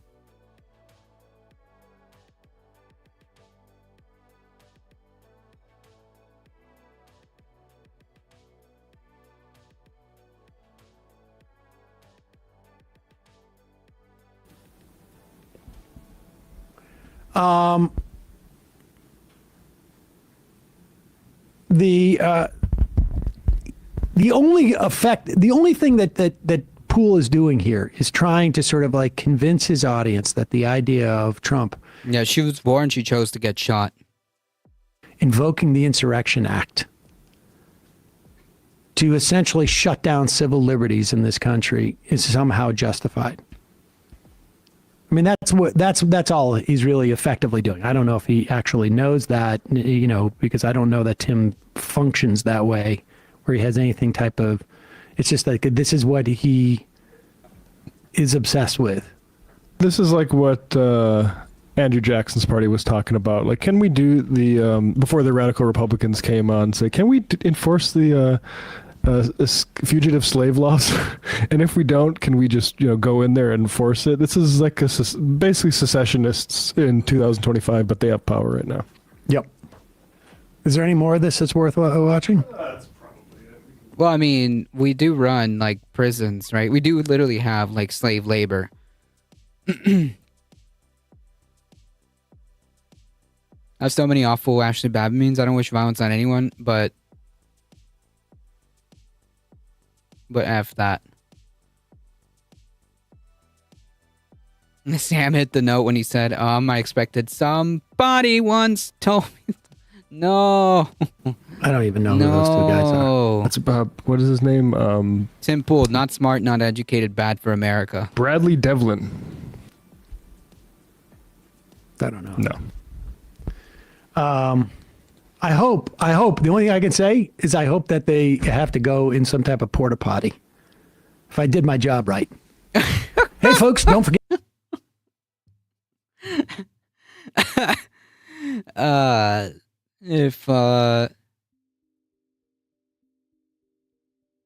For those of you that need context on that, when Sam went over to Tim Poole's compound, allegedly, he may or may not have blown up Tim Poole's toilet. So, allegedly, that may or may not have happened.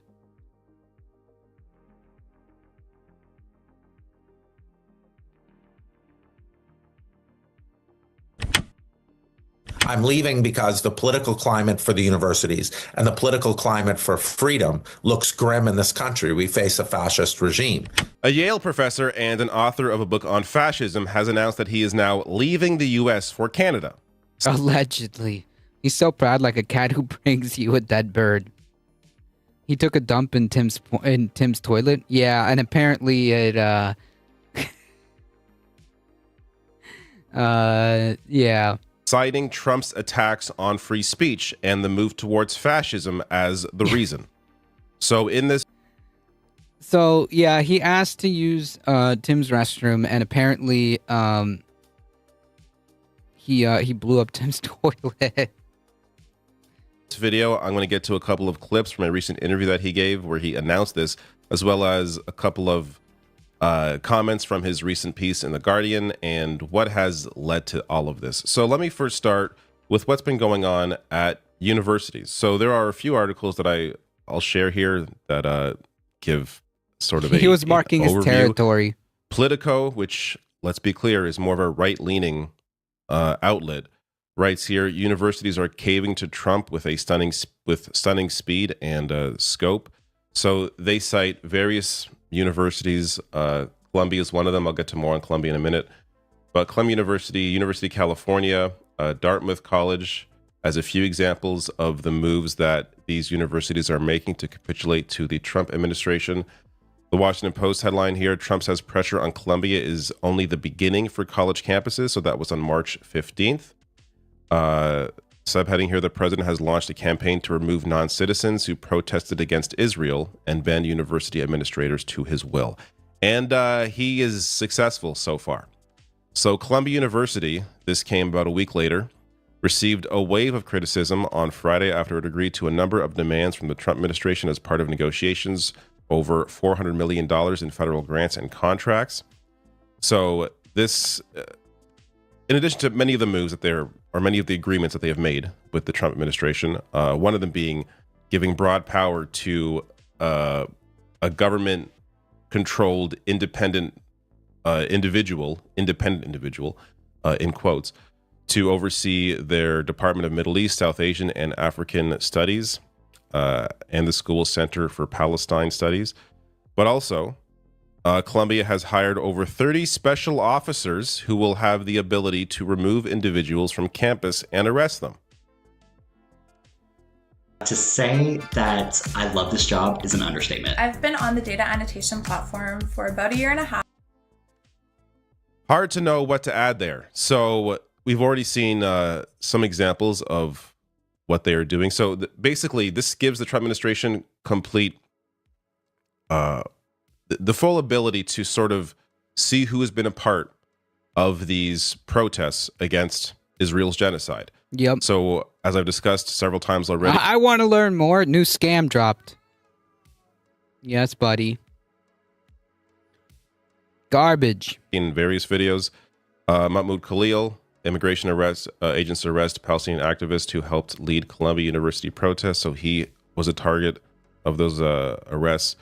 Another student, this is Yunseo Chung, who's was born in South Korea but has been in the U.S. since she was 7 years old, is someone else who was targeted for deportation, though she has sued. And a recent headline I saw suggests that she gets to stay in the U.S. for now as she's fighting this. Another example we saw yesterday in a very disturbing video.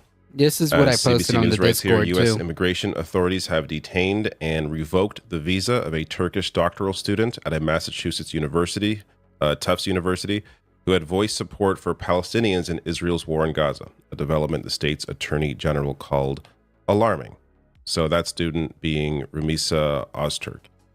Now, this video in particular, I think, has made the rounds because of how disturbing it is. These plainclothes officers approach her. You can't even tell they're officers.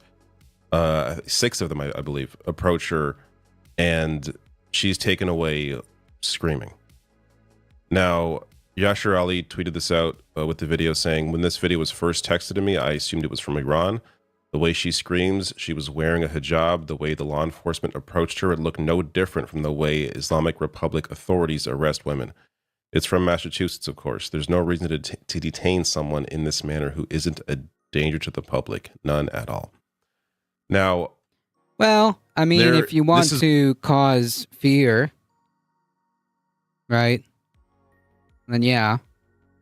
That's why I always wear a mask at protests and have for about 25 years now. It's probably a good idea, honestly. Like, no matter what, no matter if it's a peaceful protest, no matter if it's just like a rally, I mean, like, it would be advisable to try and, you know, keep your phones on airplane mode, so on and so forth. I got so mad watching this. They want Western Sharia law. Yeah, basically. These are 3 of many. As Marco Rubio confirmed, he revoked the visa of the Tufts student and said he likely has revoked the visas of hundreds more. Quote, "We do it every day. Every time I find one of these lunatics like somebody who protesting wrote an op-ed genocide, criticizing a genocide, that's what he describes as a lunatic, I take away their visas. The total number of revoked visas, quote, might be more than 300 at this point."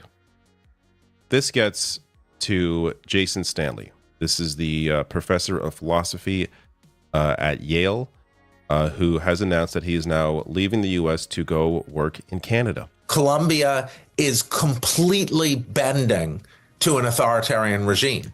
And what we're seeing across universities, Michelle, is we're seeing this culture of fear, this idea that if we just do what they say, everything will be okay. Yeah, I mean, like, I'm seeing this everywhere, and it's and that's not how that works, right?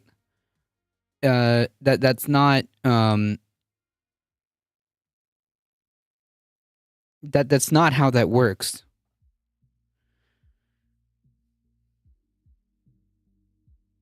Everyone, you can put your phones in these anti-static bags and they work like a Faraday cage. You'll have to take them out to get messages though. Yep. And they're not that expensive either. I have one. If you get one small enough just for your phone, it's not that expensive. Yep, shutting down multiculturalism, putting women back in the kitchen, and save everyone to their jobs. Yep. This is how you radicalize people. 100%. This should be radicalizing. Yes. This should be making everyone stand up. Because guess what, folks? That could be you next. If you think this just stops, if you think this just stops with these folks, it's not. It's not going to stop. What incentive is there, right? Like, what incentive is there if a government, if a state finds itself that it's not being challenged, and it can just do whatever, arrest anybody, make anybody they want, they don't like disappear. I mean, it's not going to stop. It's not going to stop at these folks. Do not bring a phone to a protest. I would lose my issue regardless. If I was there when it happened, I'd probably be arrested too. It is radicalized, but if people stand up in the wrong order, you get dragged away. Need certain protocols to keep self safe that people first radicalized lack. That I am probably leaving the United States to the University of Toronto. Really? Is that? I was going to ask, what are your thoughts about your own course here? So there'll be a lot of people to look out for the next few months. Feel strongly enough about this that you are going to leave the country?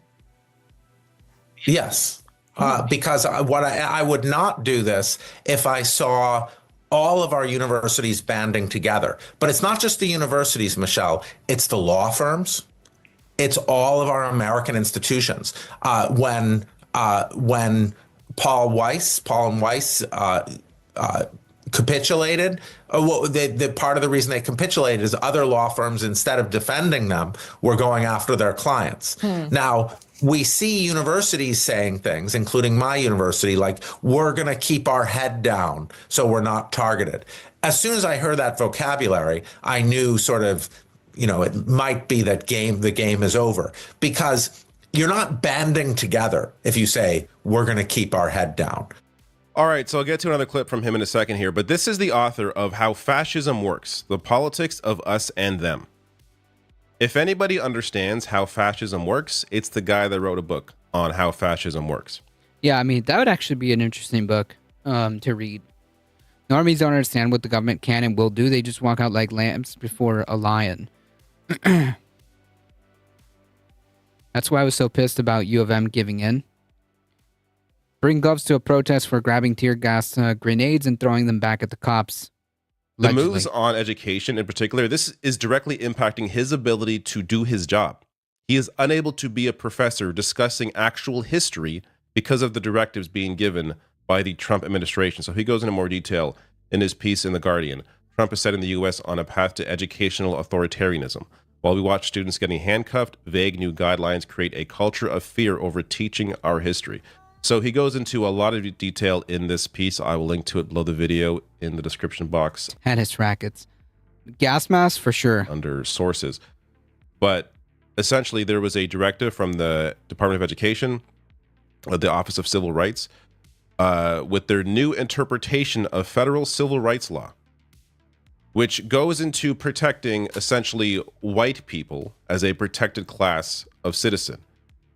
Meaning, because of how vague all of this is written, if you discuss the history of slavery or the history of what was done to indigenous people, you risk losing your job. You risk being reported by other people within the university or students and risk losing your job because of your discussion of history. Yep. Because of how it may make white people feel. In this case, white racists, I assume, or people that don't care about actual literal history. So he goes into a lot more detail in this piece, but he summarized a bit of it here, saying the guidelines create a culture of fear and intimidation around history. If one discusses Black history, one immediately risks endorsing the view that the U.S. is, quote, built upon systemic and structural racism. The guidelines invite students to report their teachers and their school administrators for not adhering to a state-imposed ideology about history, as well as state-imposed ideology about gender, which threatens to make teaching critically about gender identity or including trans perspectives into school on student harassment. Failure to adhere to state ideologies about history and gender fits this new definition of school on student harassment. Billions in federal funding is at stake. So he goes into a lot more detail here. Worth noting, he has, so he wrote the book, How Fascism Works, as I said earlier. So he's accepted a position at the University of Toronto's Munk School of Global Affairs and Public Policy. Here he is discussing more about the decision to leave. So I want to get back to you though. You're leaving. Introducing the Concordia Ascent Touch Bean to Cup Premium Coffee Brewer. Your guests can indulge in up to 4 different coffee blends. What do you think I'm running here? You think I have a whole office operation to have like a office coffee machine that grinds your coffee? Come on. Any regrets about that? Do you feel in a way you're abandoning the fight, or how do you see it? I think Canada is very centrally in the fight right now. I would return to the United States, my home, in a heartbeat. And I hope, and that's why I'm saying I'm probably moving to Canada, because I might return to Yale if they essentially allow me with leave structures. And I'm leaving because the political climate for the universities and the political climate for freedom looks grim in this country. We face a fascist regime. So I can best fight it in a country that is dedicated to freedom, to the values that I love, the values that... I mean, like, if you can leave and that's what you choose to do, God bless you.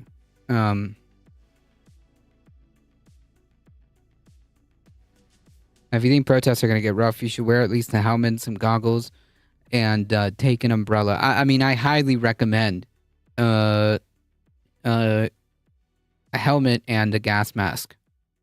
America, the United States, was formed on freedom and equality. And Canada definitely centers those values. I have 2 Black children, 2 Black Jewish children, and, the United States to use one of their identities as a sledgehammer for fascism and to try to erase another of their identities is deeply problematic for me. And, there's all these long-standing features of this country. Or an actual shield, yeah, but that may make you stand out. Like mass incarceration that I worry, and violent policing that obviously with two black sons concern me as well. But this is my home. The United States is my home. It will always be my home. I'm a patriotic American, and I want to fight for our country. But I do have two small children. I do have two young children. And I do think that the institutions that I love are being existentially threatened, and they're not defending themselves in a way that gives me any kind of hope that free inquiry will still be possible. Trump spoke endlessly about the importance of free speech, yet here's the administration deporting people for their free speech, speaking out against a genocide, and now you have professors feeling like they have to leave the country because they're not allowed to even discuss history and how it actually happened. Yeah, I Free think speech. that's the takeaway from this. Last like when the guy who writes the book about fascism is like, "Yo, it's time to go." I mean, like, it kind of, the point is to illustrate where we're at, right? Like, to illustrate the severity of the situation. I think that's kind of like the takeaway here. You can legally carry a shield in public. Oh, I don't doubt about the legality. I just think that, like, it'll make you stand out, and, like, you're gonna be immediately eyeballed.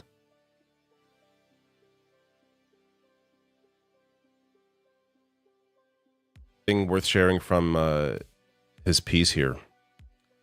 What does it say that a scholar of fascism is leaving the U.S. right now? Said Stanley, quote, "Part of it is you're leaving because ultimately it is like leaving Germany in 1932, 33, 34. There's resonance. My grandmother left Berlin with my father in 1939. So it's a family tradition." Sheesh.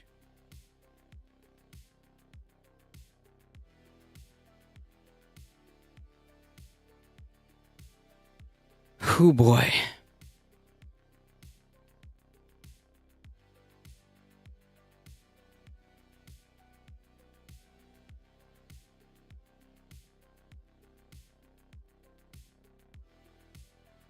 All right, so someone said that we should check out the Francesca video about TYT.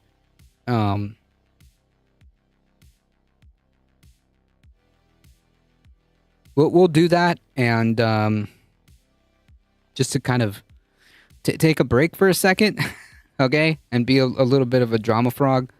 That's fine. And then we will finish a couple of these articles. I think that some of them are. I think we'll go over a couple. I don't think it's legal here. Even a stick can be classified as armed, but I'm in Australia. Yeah, no, not here. Not here. I don't think you'll be. I don't. They don't classify like a shield as a weapon. It'll just attract their attention on you.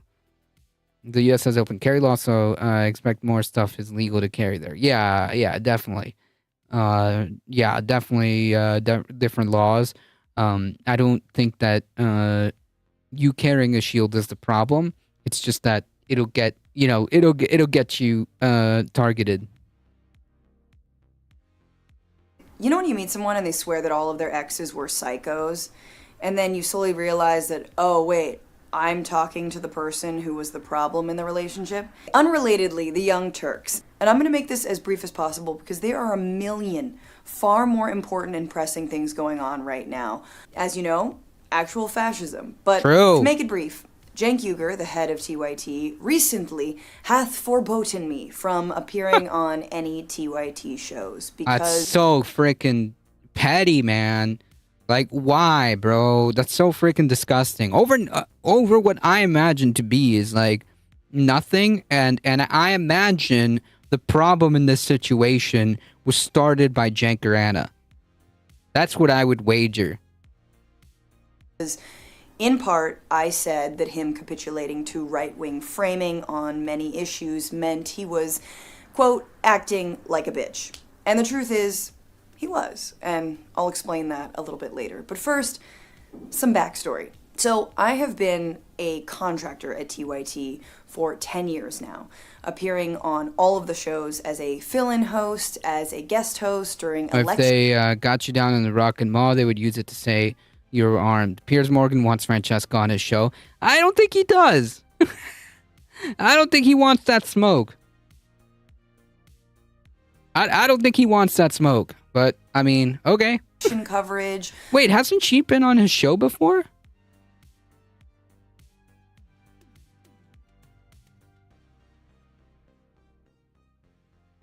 Wasn't Francesca on the Piers Morgan? Oh, Emma was. Okay.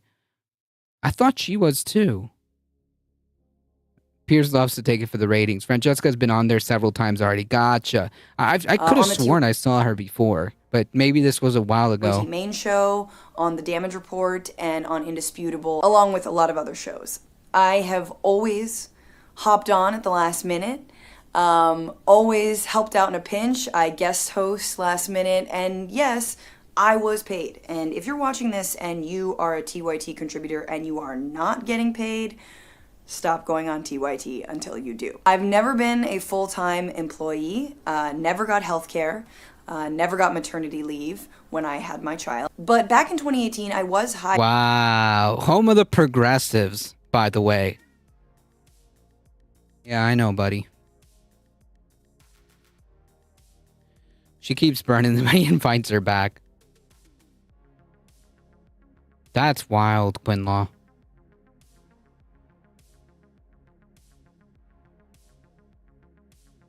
Kudamayama. Welcome. Home of the progressives, by the way. You know, progressives, generally speaking, are supposed to be pro-labor, pro-worker. So, yeah. Very pro-labor, very pro-worker to deny, to deny maternity leave. So not true anymore. Yep.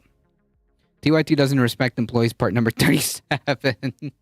Hired for a 6-month contract to pilot a show for $3,000 a month. Then, however, their funding bottomed out and I was let go. And they broke their contract. My reps at the time thought I should sue to get the full 6 months of payment and work that I was owed. Yep. But I didn't, because I told them that TYT was good people and I wanted to maintain my relationship. And I did. That is until things started to turn for TYT politically. And this started happening around the pandemic. Never seen Francesca the makeup. I think she's so amazing. TYT is a horrible network. Maybe they'll bring Dor and Ruben back. Oh man, that'll be like the full freaking circle, right? Jank Pro Worker, that's a good one. Around the pandemic, Anna Kasparian seemed to become focused on the issue of homelessness, especially in a city that I used to call home, which is San Francisco. She had an objectively scary experience with an unhoused person, and in fact, I went back to see when she told her audience about this. And I do remember the day that Anna told the story on air. In fact, I was also on after she told that story, but I didn't hear it at the time. It was within an interview that she was doing with an author by the name of Michael Schellenberger, who had written the book San Francisco, Why Progressives Are Ruining Cities. Instead of focusing on housing market prices, on how homelessness often leads to things like how progressives are ruining cities. Oof, that's a red flag. Addiction and mental illness, Schellenberger focuses on Democrats who thinks go too easy on the unhoused. I remember that I jumped onto the show right after he got off, after that interview, and the TYT audience was really pissed because they felt like the framing and the platforming of someone like Schellenberger was a disservice to the issue of homelessness, mental illness. Right, like if you were to say progressives are destroying cities, like you would have to give me an example of progressives actually being able to run cities, right? Like, when was the last time a major city had a genuinely progressive administration? I'll wait.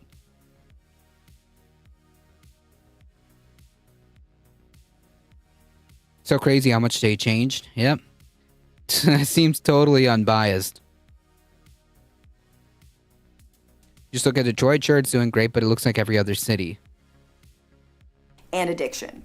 Anna apparently took that as the chat downplaying what happened to her rather than how the issues were presented. She's since gone on right-wing shows like Glenn Beck, Piers Morgan, and Jillian Michaels, among others, to retell this story and use it as rationale for why she feels the left left her, that maybe she's never been left, why she's politically homeless. Yeah, she's never been left.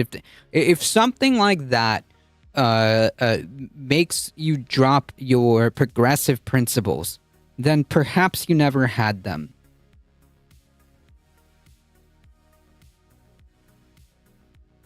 They're talking about Newsom, so Newsom's policy, so apparently him. Yes, known bastion of progressivism, Gavin Newsom. Same way that Biden is a radical Marxist, all cities are communist. True.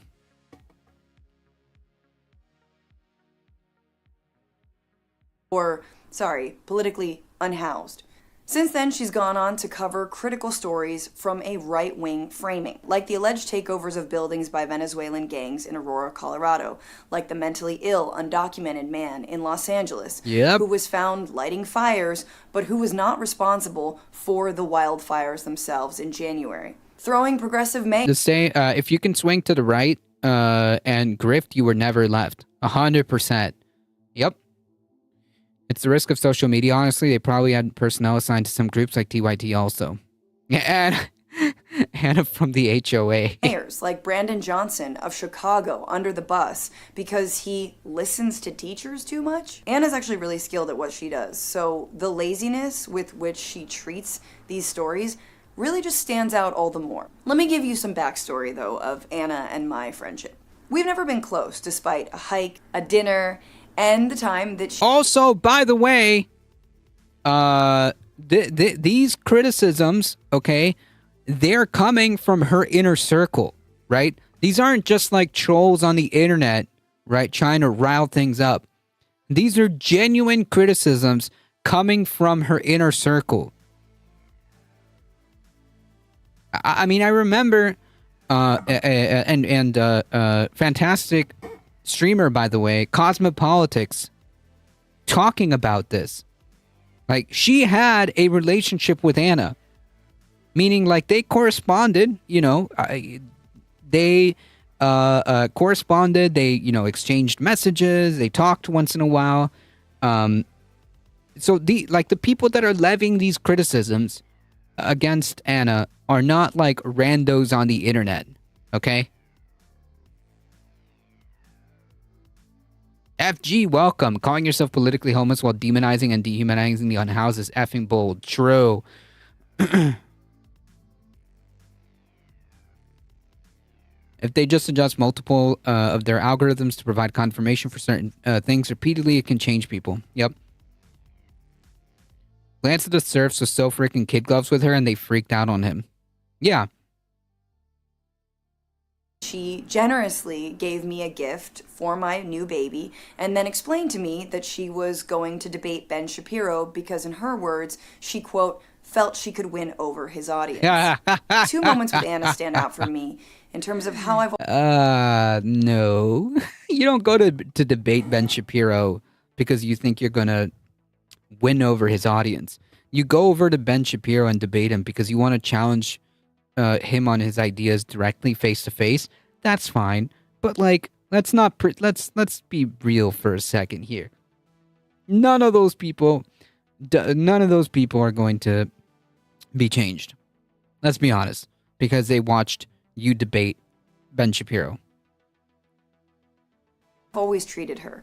In 2016, I was working with AJ Plus and we were at the RNC. I had just started going on TYT a little bit and meeting everyone.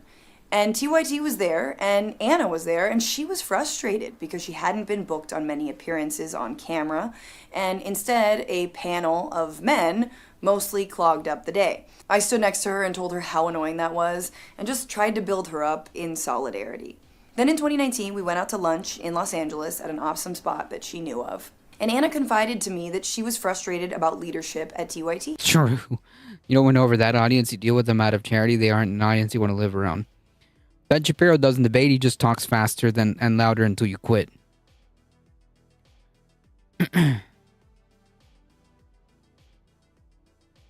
Both thumbs up. Hey, Bad Lefty. Blatantly obvious what Anna's been doing. How she wasn't involved in day-to-day decision-making, and how Cenk viewed her more as a kid sister rather than a co-equal partner. And at the time, she wanted to branch out on her own and do videos on a new channel. I implored her at that moment to stay.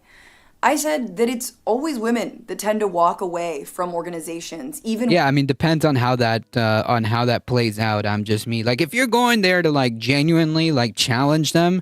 Okay, like to challenge their views directly and being like, look, this is why you're wrong, right? And to fight for what you believe in and to stand on your values, right? Not to go there and like go, oh, I agree, Ben Shapiro, that we should. No, if you're going there to stand on your values and say like, no, man, you're wrong because of, you know, A, B, and C, then fine. But like, if you're not going to do that, I mean, yeah, birthing person and the unhoused incident, like completely unraveled Anna. Which to this day, I'm not even sure if that birthing person thing was even like a real incident. I don't know.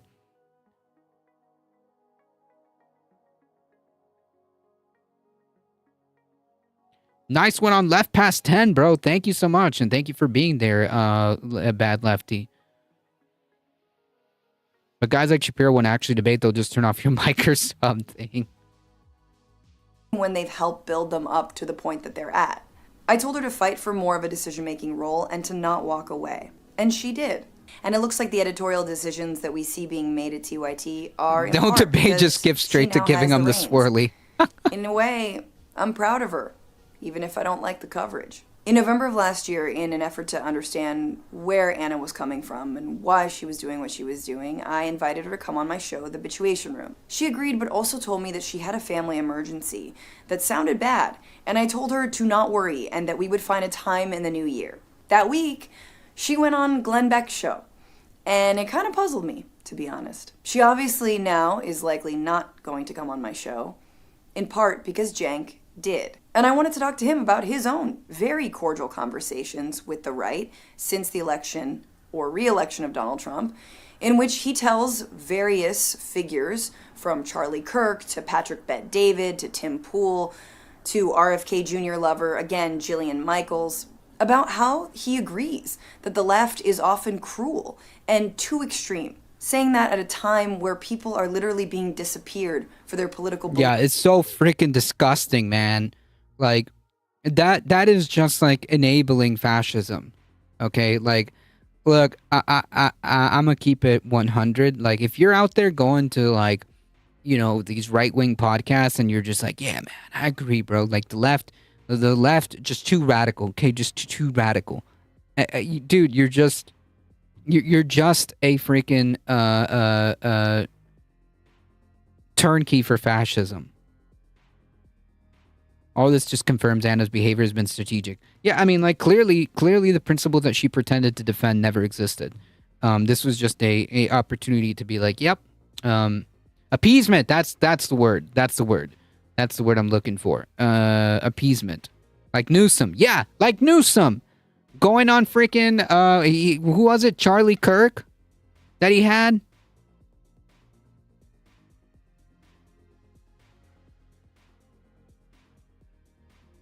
Why is Gavin Newsom hosting a podcast while being governor?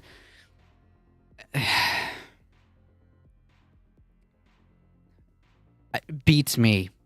Yeah, the extreme left.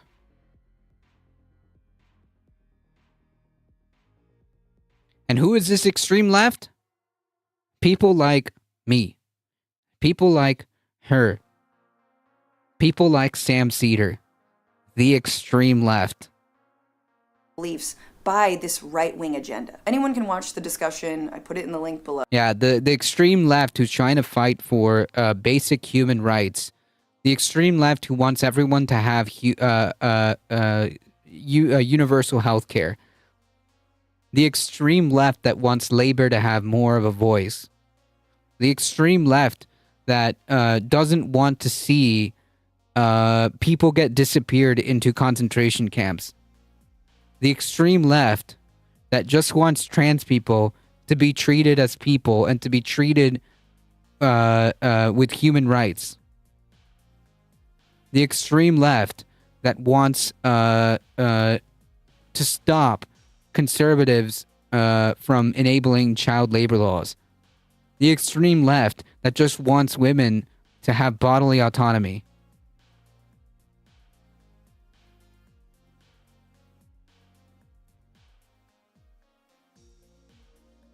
If that's the extreme left, then frickin' sign me up, bro. I see labor laws are woke. And it's honestly just a really disturbing portrait of his very with me or against me mentality. I even foreshadowed in the video the idea that he would boot me from TYT one day. And he did. It was also staggering. Wild. Wild. If morality makes us lefties, I guess. Shadowboxing with me. Then call me a radical leftist, okay?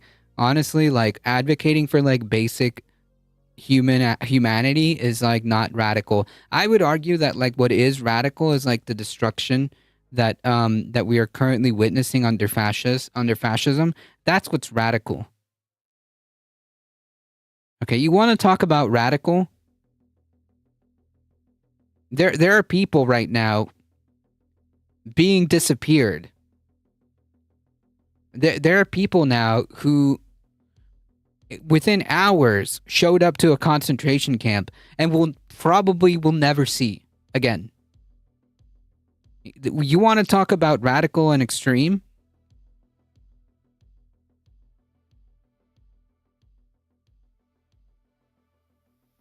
Some are more extreme than others. I did my fair share of punching and breaking stuff. Mostly now I stay home because they see me as a provocateur. But if they keep calling peaceful people extreme, yeah, well, that's the point, right? Like they're calling people like Francesca extreme. The Republicans are obviously going to Holocaust trans people. I mean, if they had their way, they would, 100%.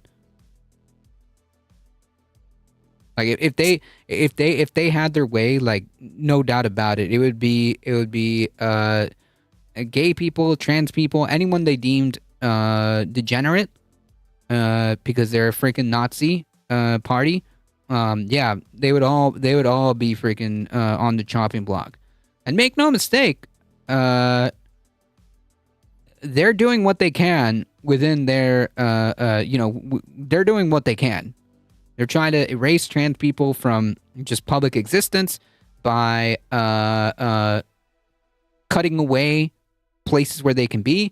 You know, Texas was trying to enact a law where basically being trans, they would make your existence as a trans person a felony because they would claim that it's a gender identity fraud or whatever BS, like nonsense argument. Like, yeah, they're definitely trying. Okay, they're definitely trying. Like, it's actually pretty disturbing. Yeah, anyone they deemed degenerate. But yeah, as far as like specifically for trans people, like they're really trying. I mean, like, what better example is it than trying to make your very existence a felony, which means you can never vote again, which means you're eligible to go to prison.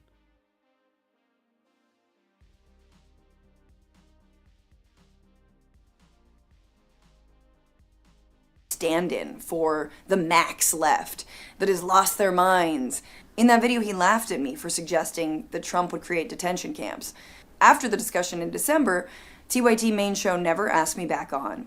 And then when I mean, what's scary is like, yeah, man, Trump never built detention centers. He just outsourced it to El Salvador, who already had them.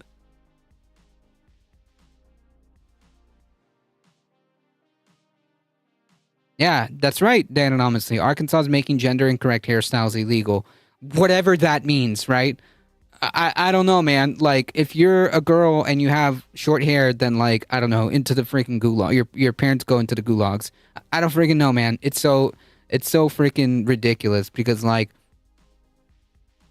I have long hair. And I'm cis.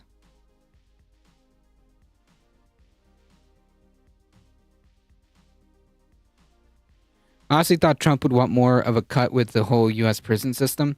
They are building them, they're just not done yet.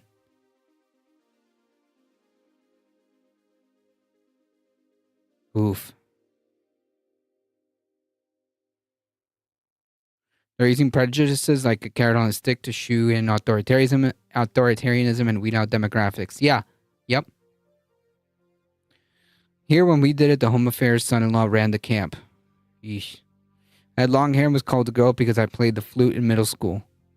But, like, that's so absurd. Like, I have long hair and I'm just, like, a normal cis. Like, I'm just completely cishet.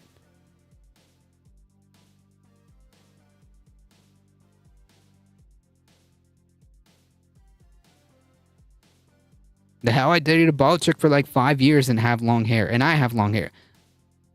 Makes no sense. Makes zero sense as to why, like, having short hair or long hair determines, like, what is appropriate for each gender.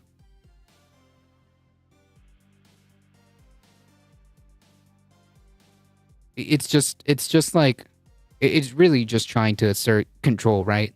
That's what it's about. That's what it's about. I made a harmless little video pointing out that yes, there are detention camps. That seemed to be one of the final straws. Personally, Cenk and I were never close. In 2022, I think, we went out to lunch and he asked me if I wanted to work with TYT full-time. And it gave me pause. Look, I work with a number of outlets. I am a stand-up comedian. I value my free time, and I have my own show. I wanted time to do those things, but also I pay through the nose for things like healthcare, and a little bit of job stability would be amazing. I also know how hard the company works people who work there, and I know how it treated the union drive. I also know how much they deny full-time employees bonuses every year, even when they're delivering millions of views. I know. That's so freaking horrible, man. That's so freaking horrible. Fascism in full force, 100%. Jesus had long hair, yep. That's not gender appropriate. It's not gender appropriate, Jesus. To the gulags.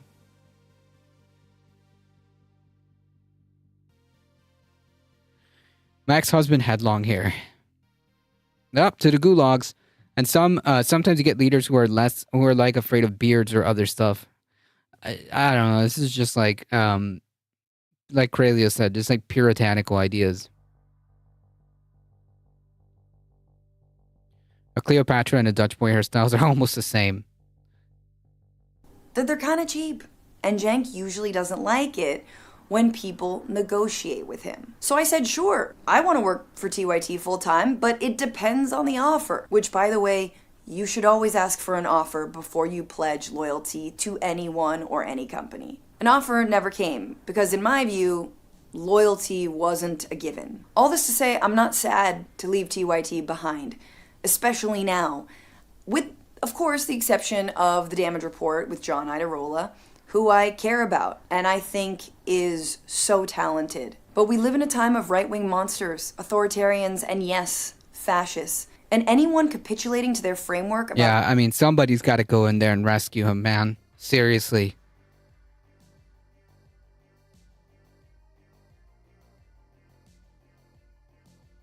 They'd crucify Jesus. No way he'd make it to 33 second time around. Yep.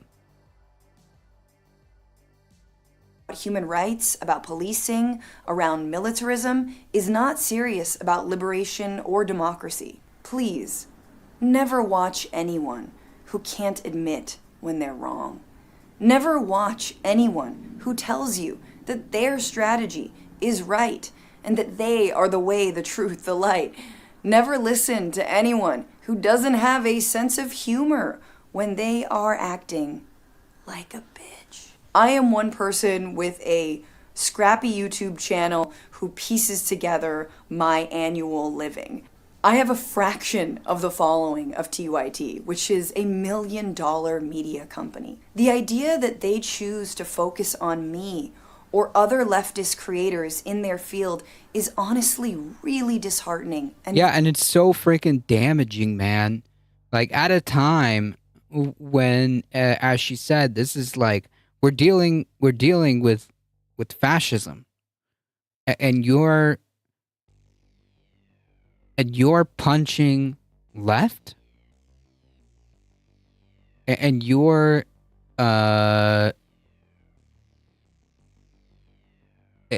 going after left-leaning creators.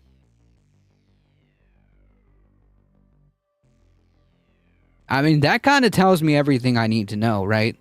Hey, look at that. YouTube is suggesting my own channel right there on the little right-hand side. Unfortunately, it's also now suggesting the Young Turks since I'm clicking on this video. Punching left and punching down. Feeling. Look, I wish the best for the people of TYT, but as for the main hosts, I kind of just wish them peace. Because it's been a long, long road with many skeletons in many closets. And honestly, I don't think they know where that road is going. And it's going to be really sad when they respond to this video or try to smear me as if there weren't so many other pressing things to talk about. But I just had to get it off my chest, explain to you what's going on, and tell you that I am the host of the Bitchuation Room podcast, and also America Unhinged on Zateo, and you can also catch me doing live comedy, hopefully in a city near you. Until then, later. Great content needs a great audience, like Stretch Armstrong needs to be stretched. Yeah!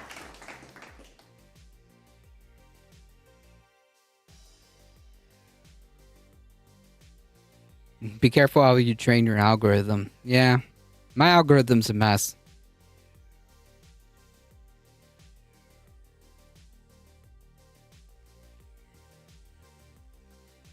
Comes with the territory.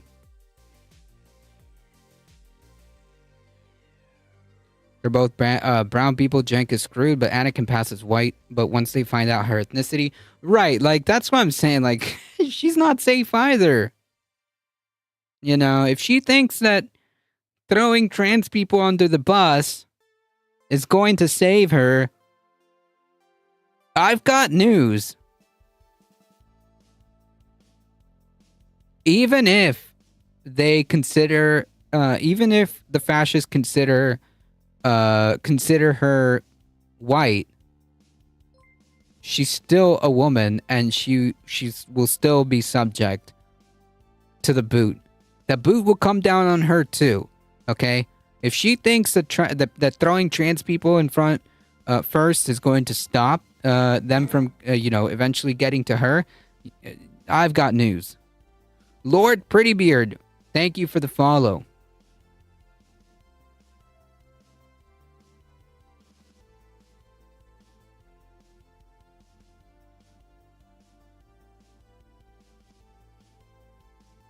Yeah, if you feed a monster, it'll just eat you last. Right, if you, exactly, like, if you don't think that just by, like, oh, I'm gonna throw this, this vulnerable minority first, right, and maybe they won't come for me. They'll come for you too. Okay? They'll come for you too.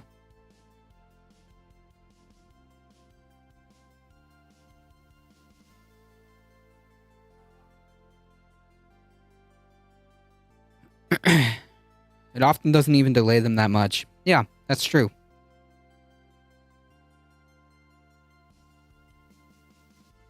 It also tells me like everything I need to know about a person if instead of standing in solidarity with the group that's being targeted,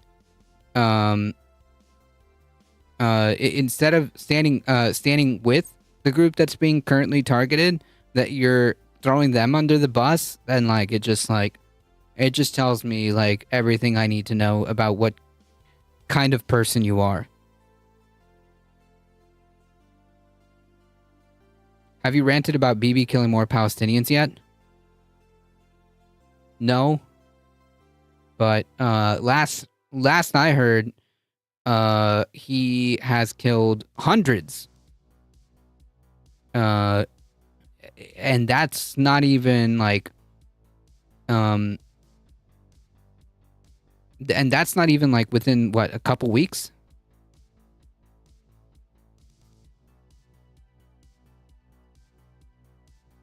Never trust anyone who hides under the coattails of power. Anna and Cenk are just gross. I can't believe I ever respected them. I mean, like, look, you know, years ago, and I mean years ago, you know, you could have said, like, you know, hey, listen, they're kind of libs, but they're trying to build a space where, like, more left-leaning voices can be heard. It's, you know, at the time, it was a really big deal to have, like, a media network that had progressive voices, even if it was just a few. I mean, like, I get it. And to be honest, years ago, I would have said, yeah, I would have been right with you. I respected Anna and Cenk for what they were doing because, again, you know, they may be libs, but they're, you know, allowing voices like Nina Turner on, things like that. Like, you know, that's in some nights, hundreds in a couple of attacks. They've been doing this for a week or two now. Yikes.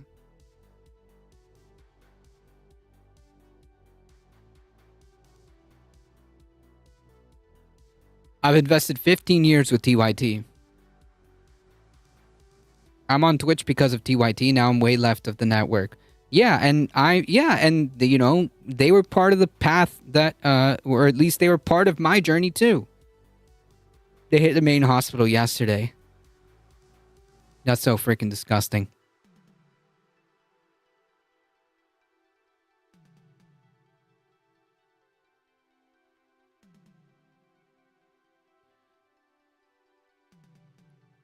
Left when Nina left. I would rather watch smaller streams like this one, much more in alignment with the community, with this community. Oh, I appreciate that. Yeah, and yeah, I mean, like, that's what I'm saying. Like, they had, you know, people like Nina Turner, as with their own shows. I mean, like, you know, a long time ago, like, I would have been saying that at least they built some kind of I don't want to say mainstream, but at least some kind of media presence that that allowed left-leaning voices. I remember listening to it before I got married over 12 years ago. I did try hanging out on TYT like a decade ago, but I kept getting banned. So I just want to say this: 5 object to ethno-nationalist regime engaging in a systematic destruction of minority population that is more anti-Semitic. That is no more anti-Semitic than being anti-Nazi is being anti-German. Yeah, I don't think you'll find any disagreements there.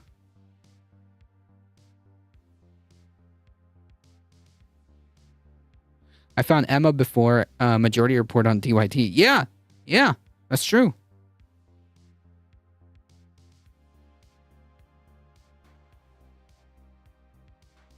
We do need our own progressive network, but that ain't TYT anymore. TMR is probably the closest to that. Yeah, and like they're not even like a network per se. They're more like a progressive podcast. But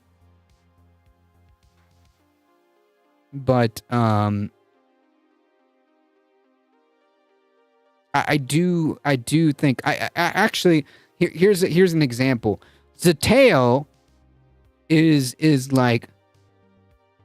basically replacing is basically replacing TYT.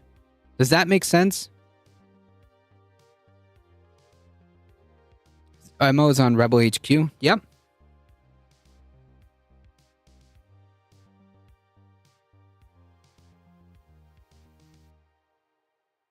TYT did expose some great people on the left. True.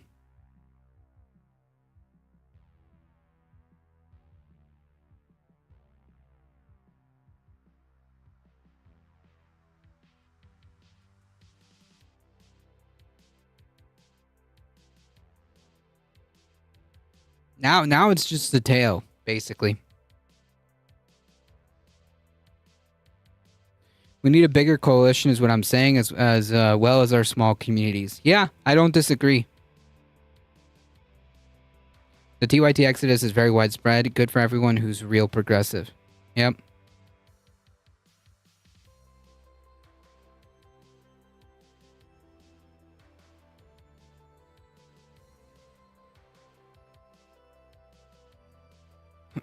All right, folks. As long as we can agree on a few fundamental things, let's not let's not do genocide. Yeah, that's pretty. I think that's not a hard ask, right? Can we say like no to genocide? I feel like that's not a hard ask.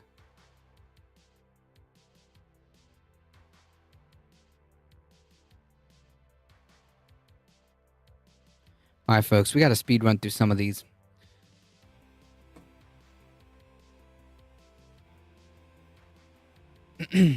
But they were always resistant to talking too much anarcho-communism and similar.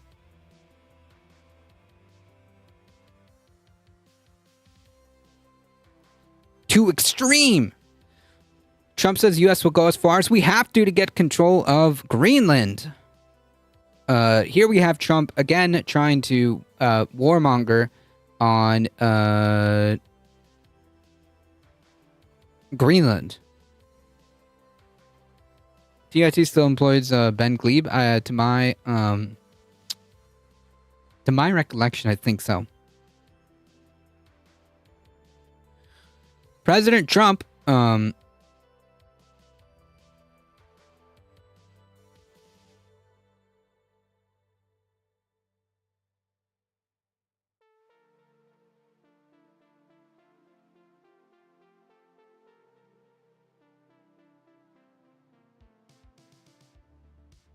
like the totally extreme guys from Harold and Kumar.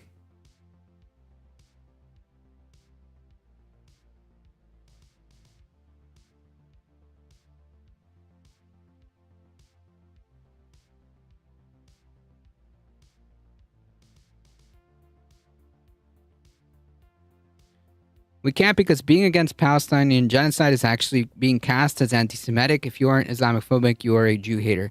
Yeah, but like, that's not how people think here, so I don't know. You're kind of preaching to the choir. I think everyone understands that being against Palestinian genocide is not anti-Semitic. I think you're preaching to the choir here.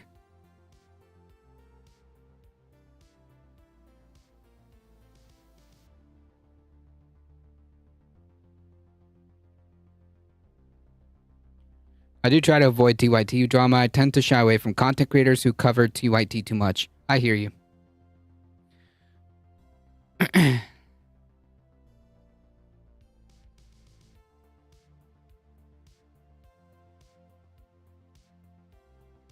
All right, folks, we gotta speed run through some of these.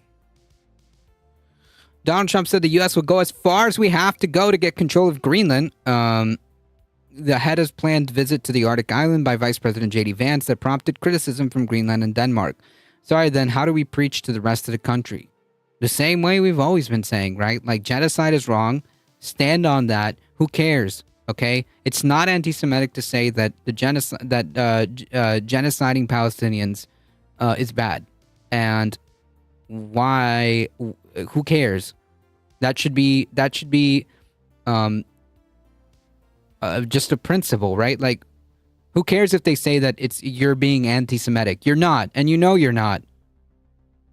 So, like, why care? These people are gonna paint you in the worst light, anyways, right? These people are gonna paint you as as radical, terrorist loving, Hamas supporting, whatever. Like they're gonna paint you in the worst light anyways. So why not just stand on your principles? Like it doesn't matter. It doesn't matter.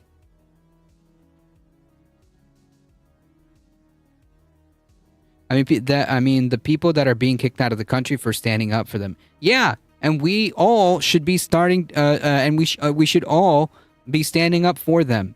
Yes, because people are being kicked out for that, and we should stand up for them too, because this is not right.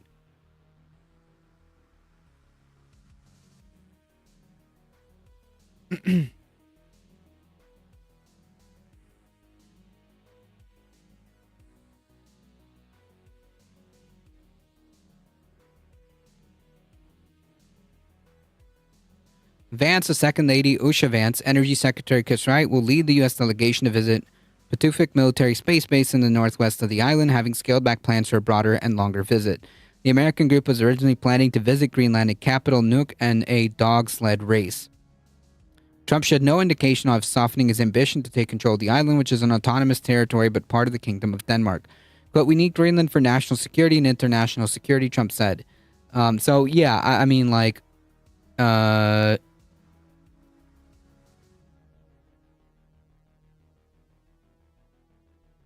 He's continuing to warmonger. So I think we'll go as far as we have to go. We need Greenland, and the world needs us to have Greenland. Like, what is this?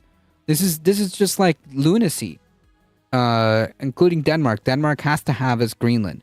And, you know, we'll see what happens. But if we don't have Greenland, we can't have international security. This is just delusions. This is just delusions by a delusional man.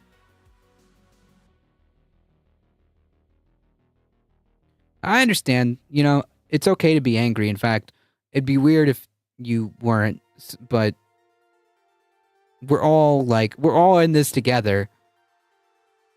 We're all in this together. But Trump is mustard gas. He's a lot worse than that.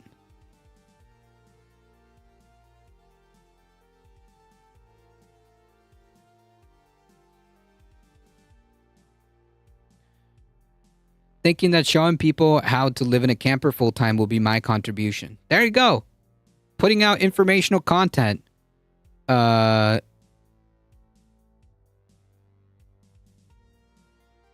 If that's what you can do, and you've got knowledge, and you want to spread knowledge that other people can use, heck yeah. As being a small channel, people here are a decent base. Appreciate that. Skit Kids, thank you for the follow.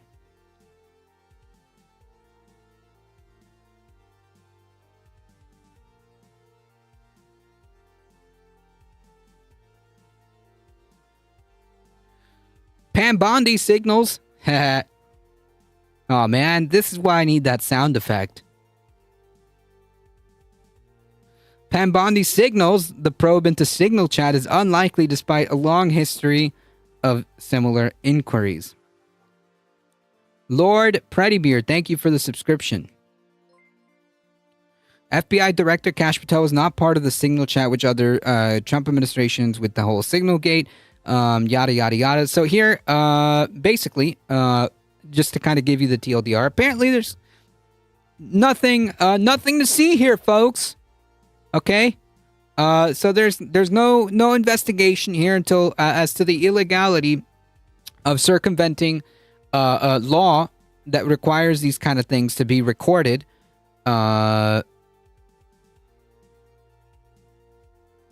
Lunar. Oh, hey, thank you, appreciate it. Yeah, you can just hit. There you go. Yeah.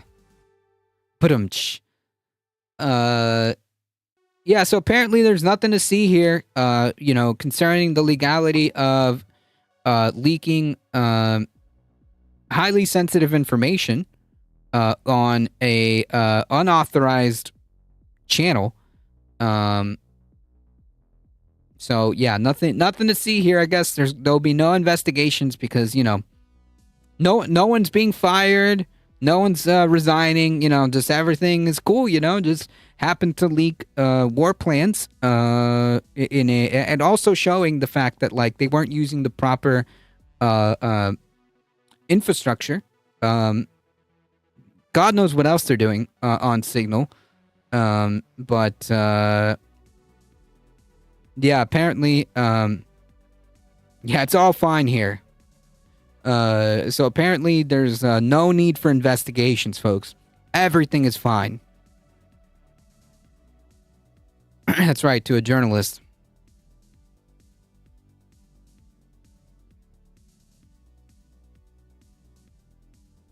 Mostly because the journalist was professional about it. Honestly, I think the journalist should have leaked more, okay? But should have leaked more earlier. But that's just me. Hey, folks! Do you like overdraft fees? Raise your hand if you like overdraft fees. Raise your hand if you're a big fan of overdraft fees. Can't get enough of them. Senate votes to overturn CFPB overdraft rule in a new blow for agency. The Senate voted 52-48 on Thursday today to overturn a Consumer Financial Protection Bureau rule capping the overdraft fee that banks can charge in another blow to the beleaguered agency. The resolution under the Congressional Review Act now heads to the House, where the Financial Services Committee approved a companion bill on a 30-19 vote earlier this month. The Congressional Review Act both invalidate regulations and preclude future administrations from introducing substantially similar proposals.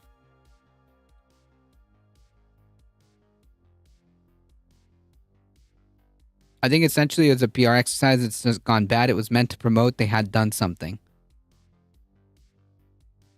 That's what we needed. More stuff to squander the little money we have away. Hey, yeah, like you're poor? Aw, dude, now you owe us more money.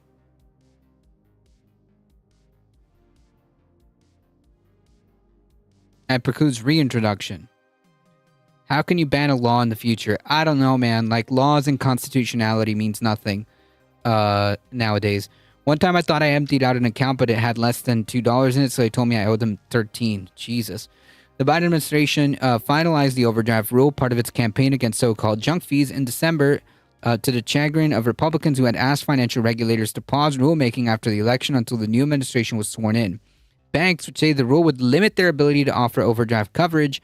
Whatever, dude. You mean milk people for overdraft fees? Milk poor people for overdraft fees. Fiercely opposed the regulation and sued to stop it hours after it was finalized. President Biden's politically motivated junk fee conversation was not about helping consumers, said Senate Banking Committee Chair Tim Scott on the floor. Yeah, whatever, dude. It was about trying to change the conversation away from the devastation that inflation was bringing into the kitchen table after kitchen table all across America. Overturning Biden's CFPB overdraft fee structure is good for consumers. War is peace, folks. Up is down. War is peace. Okay, freedom is slavery. Okay? Overdraft fees, more overdraft fees is actually good for consumers.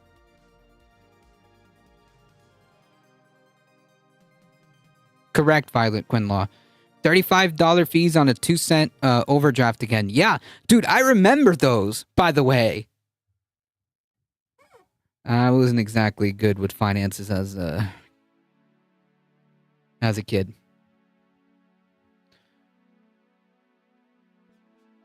More child labor and overdraft fees. Yep, under the rule crafted by former CFPB Director Rohit Kapra, banks and credit unions with more than 10 billion assets would have three options when a consumer overdraws their account: charging $5, charging a fee that covers no more than the costs or losses, or disclosing the term of a profit-generating overdraft loan as they would with any other loan.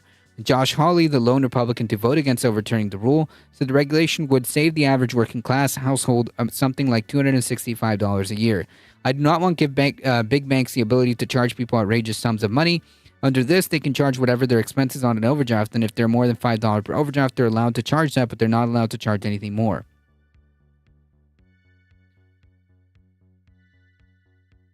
I've overdrawn less than $1. Now they give me a day to deposit without overdraft fee. I just did this yesterday. Yeah, well, banks currently charge an average fee of $35 to extend overdraft services. The CFPB estimated the rule would save consumers about $5 billion in fees per year. So yeah, have fun, everybody. I hope you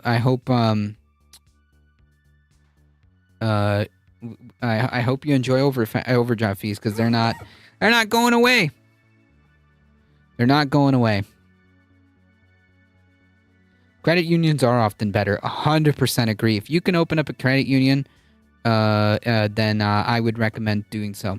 Fran's going to be in the Leftist Mafia tonight. Oh, that's starting soon. So let me get out of here, actually. Yeah, let me get out of here. For those of you on YouTube, the Leftist Mafia starts at around 8:30. So yeah, I'm gonna get out of here. And for the Twitch folks, follow me on the next raid that we go on. And yeah, at 8:30, the Leftist Mafia is going to be on. Have a great weekend. Appreciate that. Folks, it's time for me to get out of here. Thank you all for being here, and thank you for your support. I appreciate you guys being here. Thank you. You guys are what makes this channel go. I appreciate it, folks. The channel is growing. Thank you. Thank you all for being here. Thank you for just kind of hanging out here with us and just powering through this together. Thank you guys, and thank you for your support. Thank you for all the new follows that I see here. Thank you for the subs, Echo Resto Dragon, Lord Pretty Beard. Thank you for the subs. I appreciate it. If you want to keep supporting the channel, keep doing what you're doing. Spread the word. We're here Monday through Thursday around 5 p.m. Eastern Time. And if you want to support the channel directly, hit the exclamation mark merch, hit the exclamation mark tip.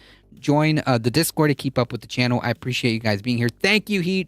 Thank you, Michael Hassler, for modding the chat. I appreciate it. Oh, yes, and subscribe to the Substack. I keep meaning to finish working on stuff for the Substack. But yes, Ground Level News, thank you so much. Appreciate that, Kirkenstein Monster. Love you, Carlos. Take care, but don't get disappeared. No, I don't intend to do that. Yeah, Night Tube. Yeah, today was a bit of a long one. We went almost 3 hours today. Whew. Enjoy your weekend. Yes, we'll be back on Monday, folks. Again, thank you so much for the support. Keep spreading the word, folks. Okay, bring a friend. Keep spreading the word. Thank you. Thank you for the folks here on Twitch. Thank you to the YouTube crew. I appreciate it. We're gonna get out of here, and we'll be back on Monday around 5 p.m. Eastern Time. As always, folks, please stay safe. Please take care of each other. I love you all, and I hope to see you guys in the next one, Monday, 5 p.m. Eastern Time. See ya!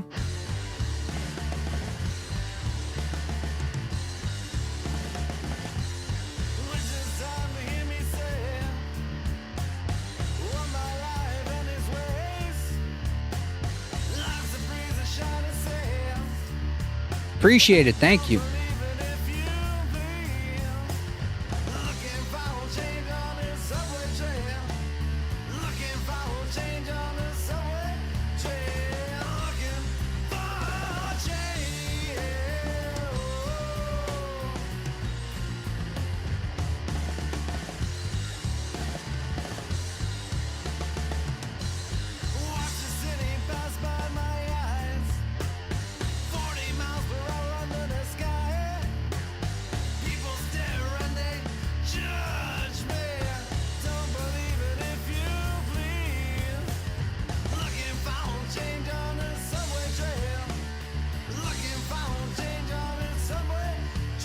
Stay woke.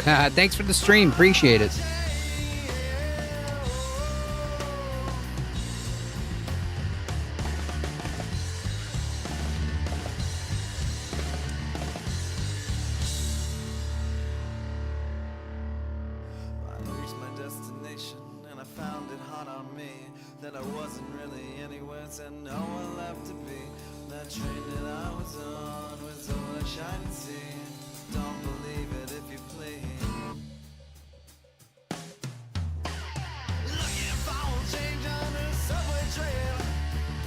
All right, folks, hang tight. We're heading out in 5, 4, 3, 2, 1.